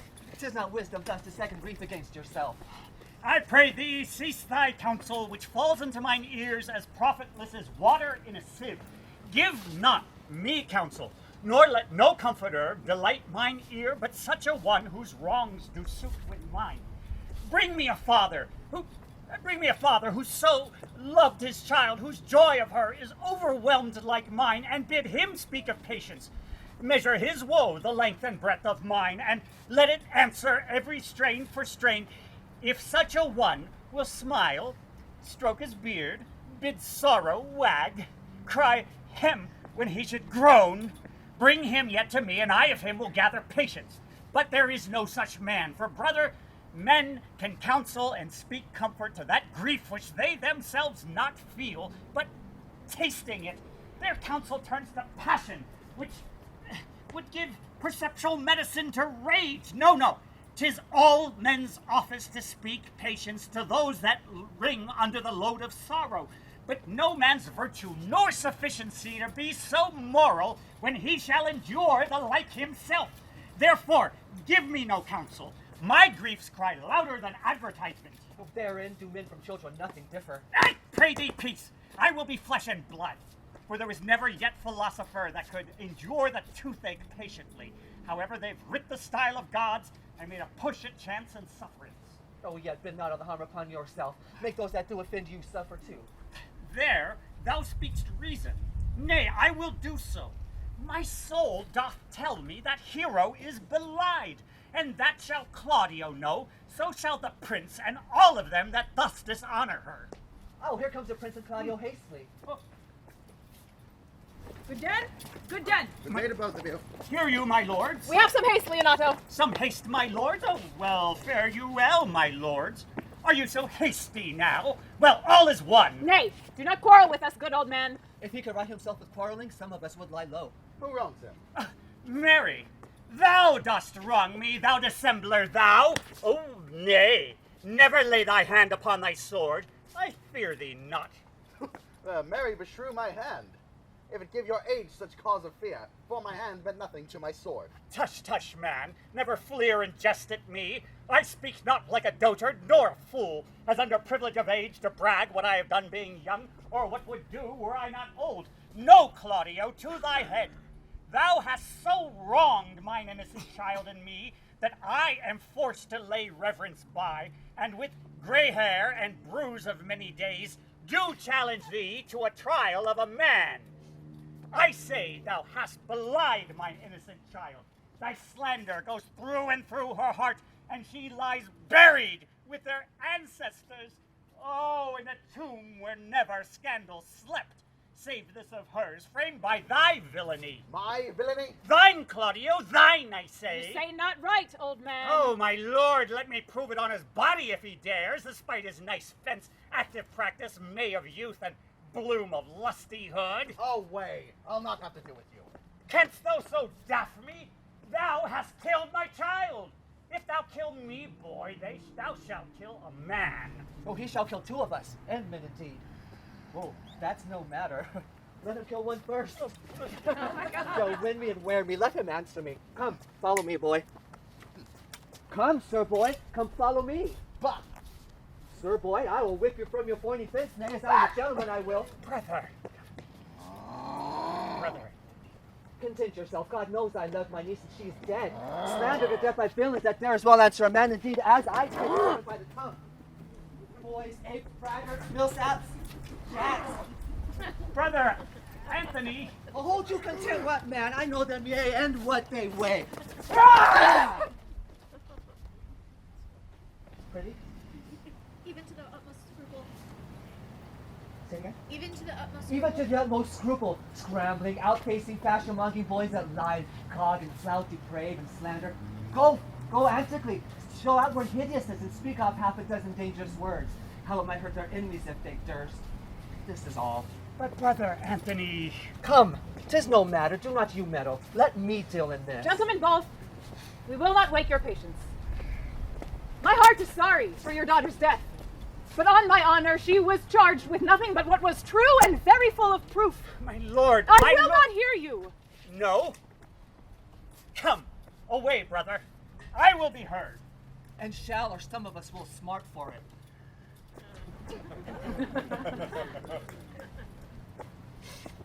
See, here comes the man we went to seek. Oh, senor, what news?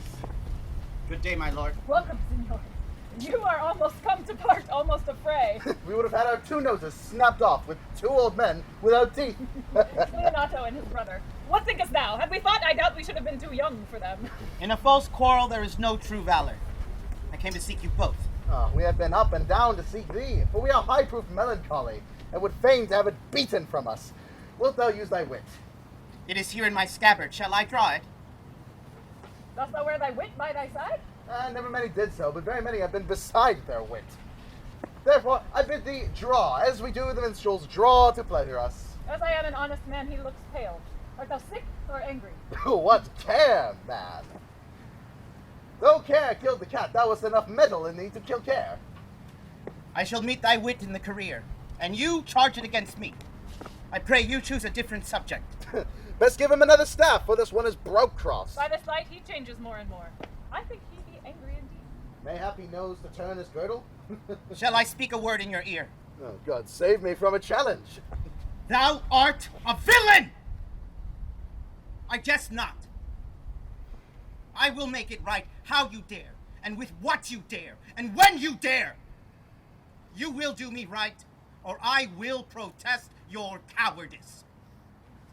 You have killed a sweet lady, and her death will fall heavy on you. Come. I will hear you. Well, I will meet you, so I may have good cheer. What? A feast? A feast? In faith, I thank him. He hath invited me to a calf's head and a capon. Which, if I do not carve most curiously, saying my knife's not, shall I find a woodcock too? Your wit ambles well, it flows easily. I'll tell thee how Beatrice praised thy wit the other day. I said, thou hast a fine wit. But true, says she, a fine little one.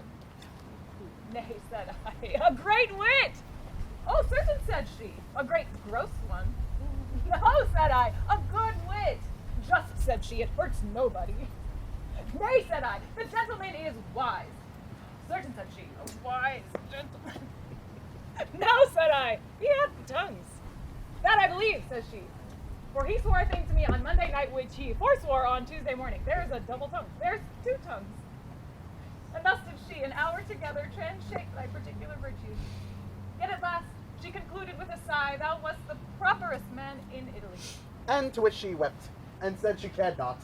Nay, that she did. But yet, for all that, and if she did not hate him deadly, she would love him dearly. The old man's daughter told us all. All, and moreover God saw him where he hath hid in the garden.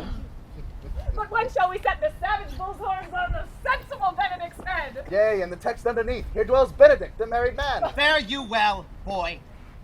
You know my thoughts. I shall leave you now to your gossip-like humor. You do break jests as braggarts do their blades, which God be thanked hurt not. Your Grace, I thank you for your many courtesies, but I must discontinue your company. Your sister, the bastard, is fled from Messina. You have among you killed a sweet, innocent lady. As for my Lord Lackbeard there, he and I will meet. Until then, peace be with him. He is in earnest, In most profound earnest, I'll warrant you, for the love of Beatrice. and hath challenged thee. Sincerely, indeed. What a pretty thing man is when he goes in his doublet and hose and leaves off his foot. But then is he an ape to a giant? But then is an ape a doctor to such a man? But soft you, let me be. Hold up my heart and be sad. Did he not say my sister was fled? Ah, come hither, sir. If justice shall not have enough reasons to weigh in her balance, what? You were a cursing hypocrite once. You shall be looked to. Oh, now. Two of my sister's men bound, Baraccio one. Hearken after their offense, my lord. Officers, what offense have these men done? Ah, marry, sir. They have spoken untruths. Moreover, they have said very rude things. Second, thirdly, they are scandals. Sixth, and lastly, they have belied a lady. Thirdly, they have spoken unjust things. And to conclude, they are lying names. First, I ask thee what they have done. Thirdly, I ask thee what's their offense. Sixth, and lastly, why they are committed. And to conclude, what you lay to their charge. Rightly reasoned. And in his own division, and by my troth, there is only one meaning well suited. Who have you offended, masters, that you are thus bound to your answer? This learned constable is too cunning to be understood.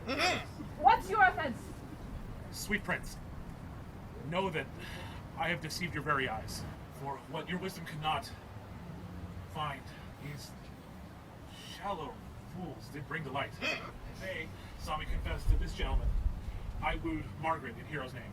Saw you shame her the next day. You should have married her. And a result, I am deserving nothing more than the reward of a villain. Runs not this speech like iron through your blood? I have drunk poison while he uttered it. But did my sister set thee onto this? Yea, and paid me handsomely for it. She is composed and framed of treachery, and fled she is upon this villainy. Oh, sweet hero! Now thy image doth appear in the semblance that I loved at first.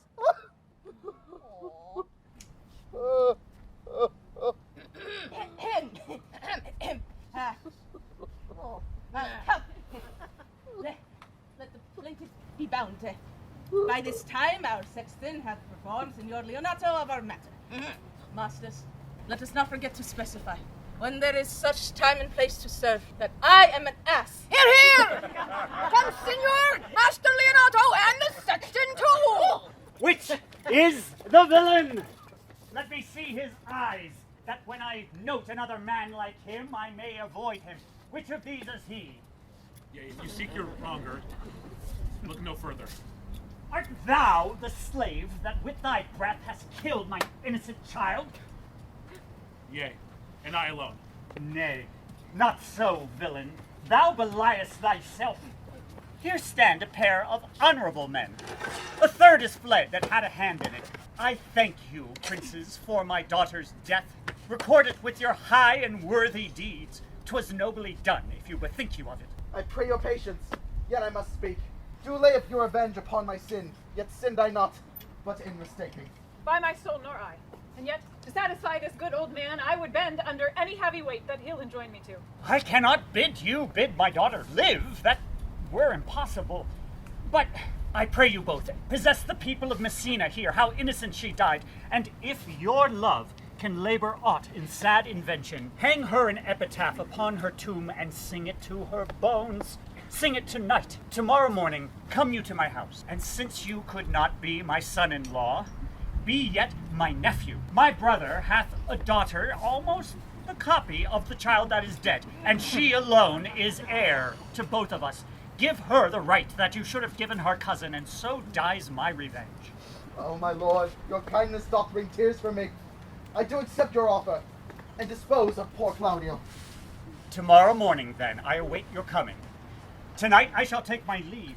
This naughty fellow shall be brought face to face with Margaret, who I believe was packed in all this wrong, hired to it by your brother. Your sister, rather. No. Margaret knew not what she did when she spoke to me.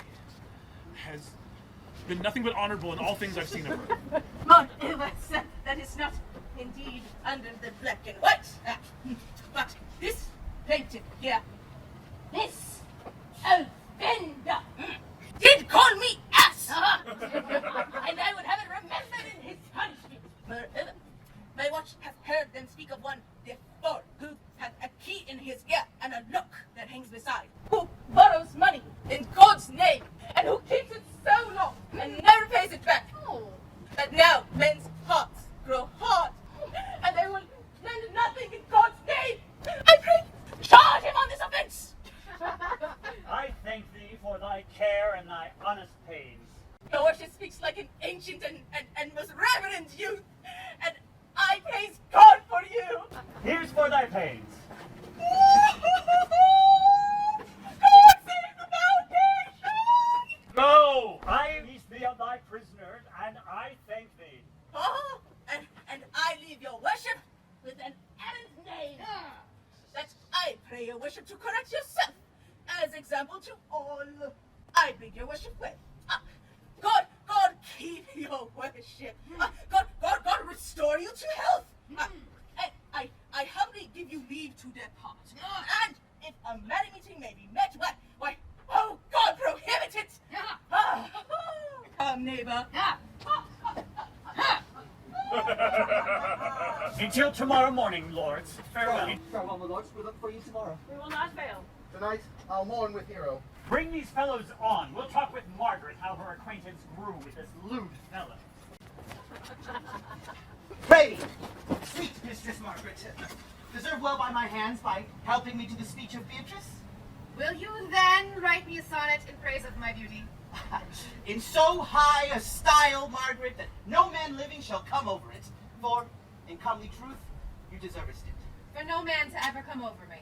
Will I always be kept below stairs? Thy wit is as quick as a greyhound's mouth, it catches. And yours as blunt as a fencer's foils, which hit, but hurt not. A most manly wit, Margaret, that would not hurt a woman. Therefore, I pray thee, call Beatrice, I give thee the bucklers. Give us the swords, we've bucklers of our own. And if you were to use them, Margaret, you would need to put in the pikes with a vice, and they are dangerous weapons for mates.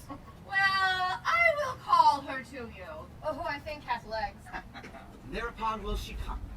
The God of love that sits above and knows me,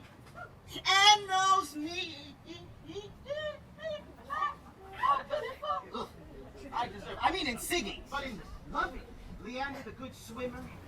Troilus the first employer of panders, and a whole book full of these quondam carpet mongers. Why, their names may flow smoothly over the even road of a blank verse, but they were never so turned over and over as my poor self in love. Mary, I cannot show it in rhyme. I have tried. I can think of no rhyme for lady but baby, an innocent rhyme. For horn, scorn, a hard rhyme. For school, fool, a babbling rhyme. Very ominous endings. No, I was not born under a rhyming planet, nor I cannot woo in festival term. Ah, sweet Beatrice, wilt thou come when I call thee? Yea, senor, and depart when you bid me. Oh, but will you stay till then? Oh, that is spoken. Very well now. And yet, ere I go, let me go with what I came, which is but knowing what had passed between you and Claudio. Only foul words.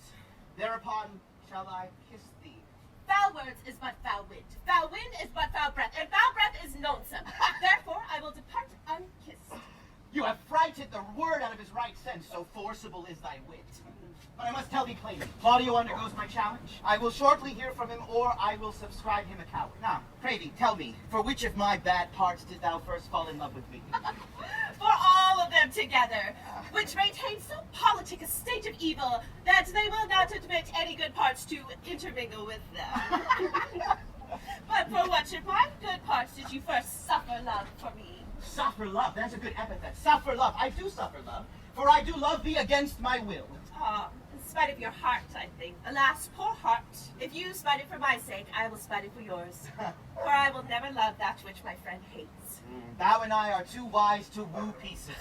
It appears not in this confession, and there's no wise man among 20 that will praise himself. An old age, Beatrice, that lived in the time of good neighbors. Why, if a man do not build his own tomb in this age ere he dies, he will live no longer in monument than the bell rings or the widow weeps. And how long is that, think you?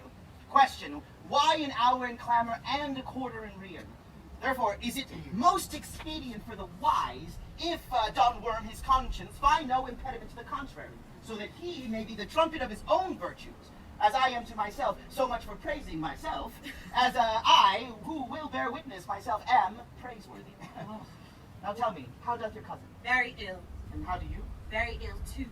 Serve God, love me, and men. And there will I leave thee too. For here comes one in haste. Madam, you must come to your uncle. Yonder's old coil at home. It has been proved that my lady hero hath been wrongly accused, the prince and Claudio mightily abused, and Donna Jonna, who is author of all, is fled and gone. Will you come presently, lady? Will you go and hear this news, senor?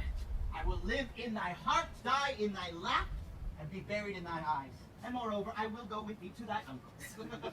Is this the monument of Leonato? It is, my lord.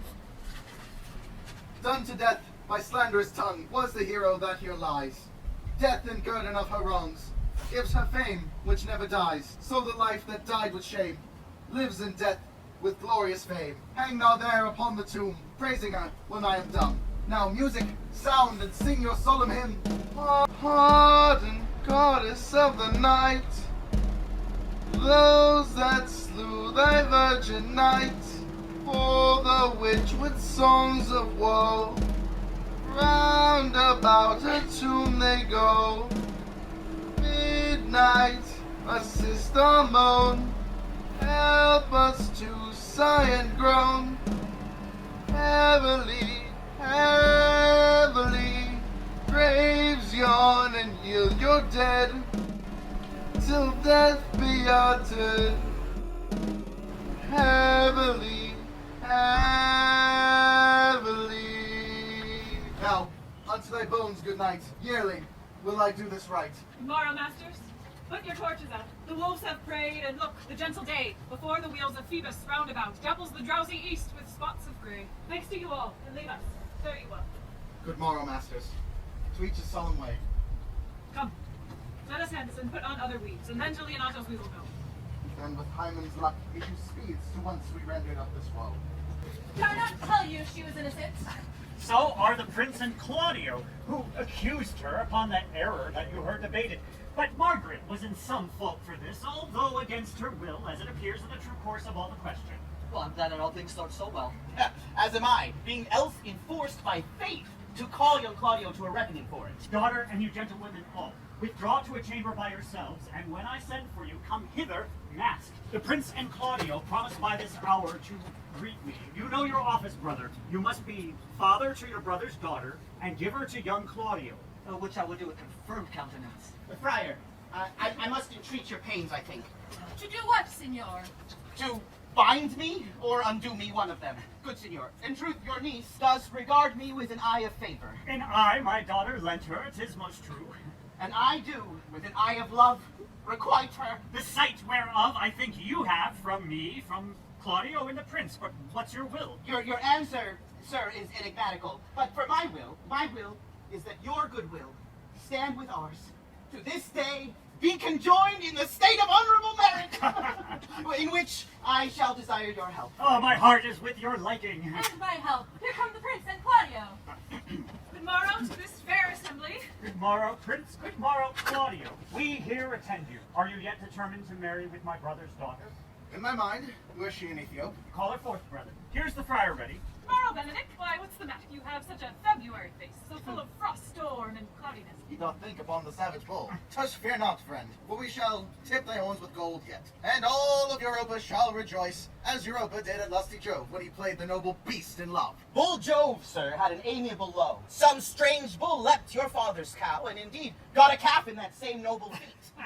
Much like to you, for you have just his bleats. For this I owe you. Here comes other reckonings. Now, which is the lady I must seize upon? Not the same as she, and I do please with her. Why then she is mine. Sweet, let me see your face. No, that you shall not, until you take her hand before this friar and swear to marry her. Give me thy hand. Now, before this holy friar, I am your husband, if you will have me. And when I lived, I was your other wife. And when you loved, you were my other husband. Another hero! Nothing certain, sir. One hero died defiled, but I do live, and surely as I live, I am a maid. The former hero? Hero that is dead. She died, my lord, but whilst her slander lived. All this amazement I can qualify when after the holy rites are ended. But meanwhile, let wonder seem familiar. Enter the chapel, let us presently. Soft and fair friar, which is Beatrice? I answer to that name. What is I will? Do not you love me? Why, no. No more than reason. Well then, your uncle and the prince and Claudio have been deceived, for they swore you did. But do not you love me? Well, in truth, no more than reason. Oh, why then, my cousin Margaret and Ursula are much deceived, for they did swear you did. They swore that you were almost sick for me. They swore you were well nigh dead for me. 'Tis no such matter. So then, you do not love me. No, truly, but in friendly recompense. Come, cousin, I'm sure that you love this gentleman. No, but I do swear that he loves her. Behold, a halting sonnet, written from his own pure brain, fashioned to Beatrice. And here's another written in my cousin's hand.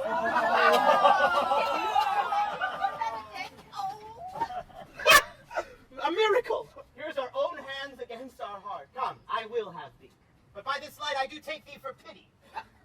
I will not deny you, but on this goodly day, I yield upon great persuasion, and partly to save your life, for I was told you were in a consumption. Ah, peace, I will stop your mouth.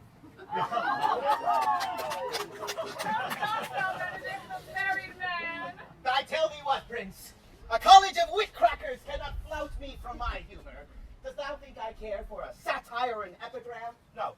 If a man shall be beat with brains, there shall wear nothing handsome about. In brief, since I do propose to marry, I shall think nothing to any purpose that the world can say against it. So do not flout at me for what I have said against it. For man is a giddy thing, and that is my conclusion. For thy part, Claudio, I did think to have beaten thee, but being as that thou art like to be my kinsman, live unbruised and marry my cousin. I was of hopes that you would have denied, Beatrice, so that I may have cudgeled thee out of thy single life, to make thee a double dealer, which most assuredly thou wilt be, if my cousin do not look exceedingly narrowly to thee. Come, we are friends. Let's have a dance ere we be married, that we may lighten our own hearts and our wives' heels. We'll have dancing afterwards. First of my word, therefore play music. Prince, thou art sad. Get thee a wife. Get thee a wife. There is no staff more reverend than one tipped with horn. My lord, your sister and brought by armed men back to Messina. Think not on her till tomorrow. I shall devise thee brave punishments for her. Strike up pipers!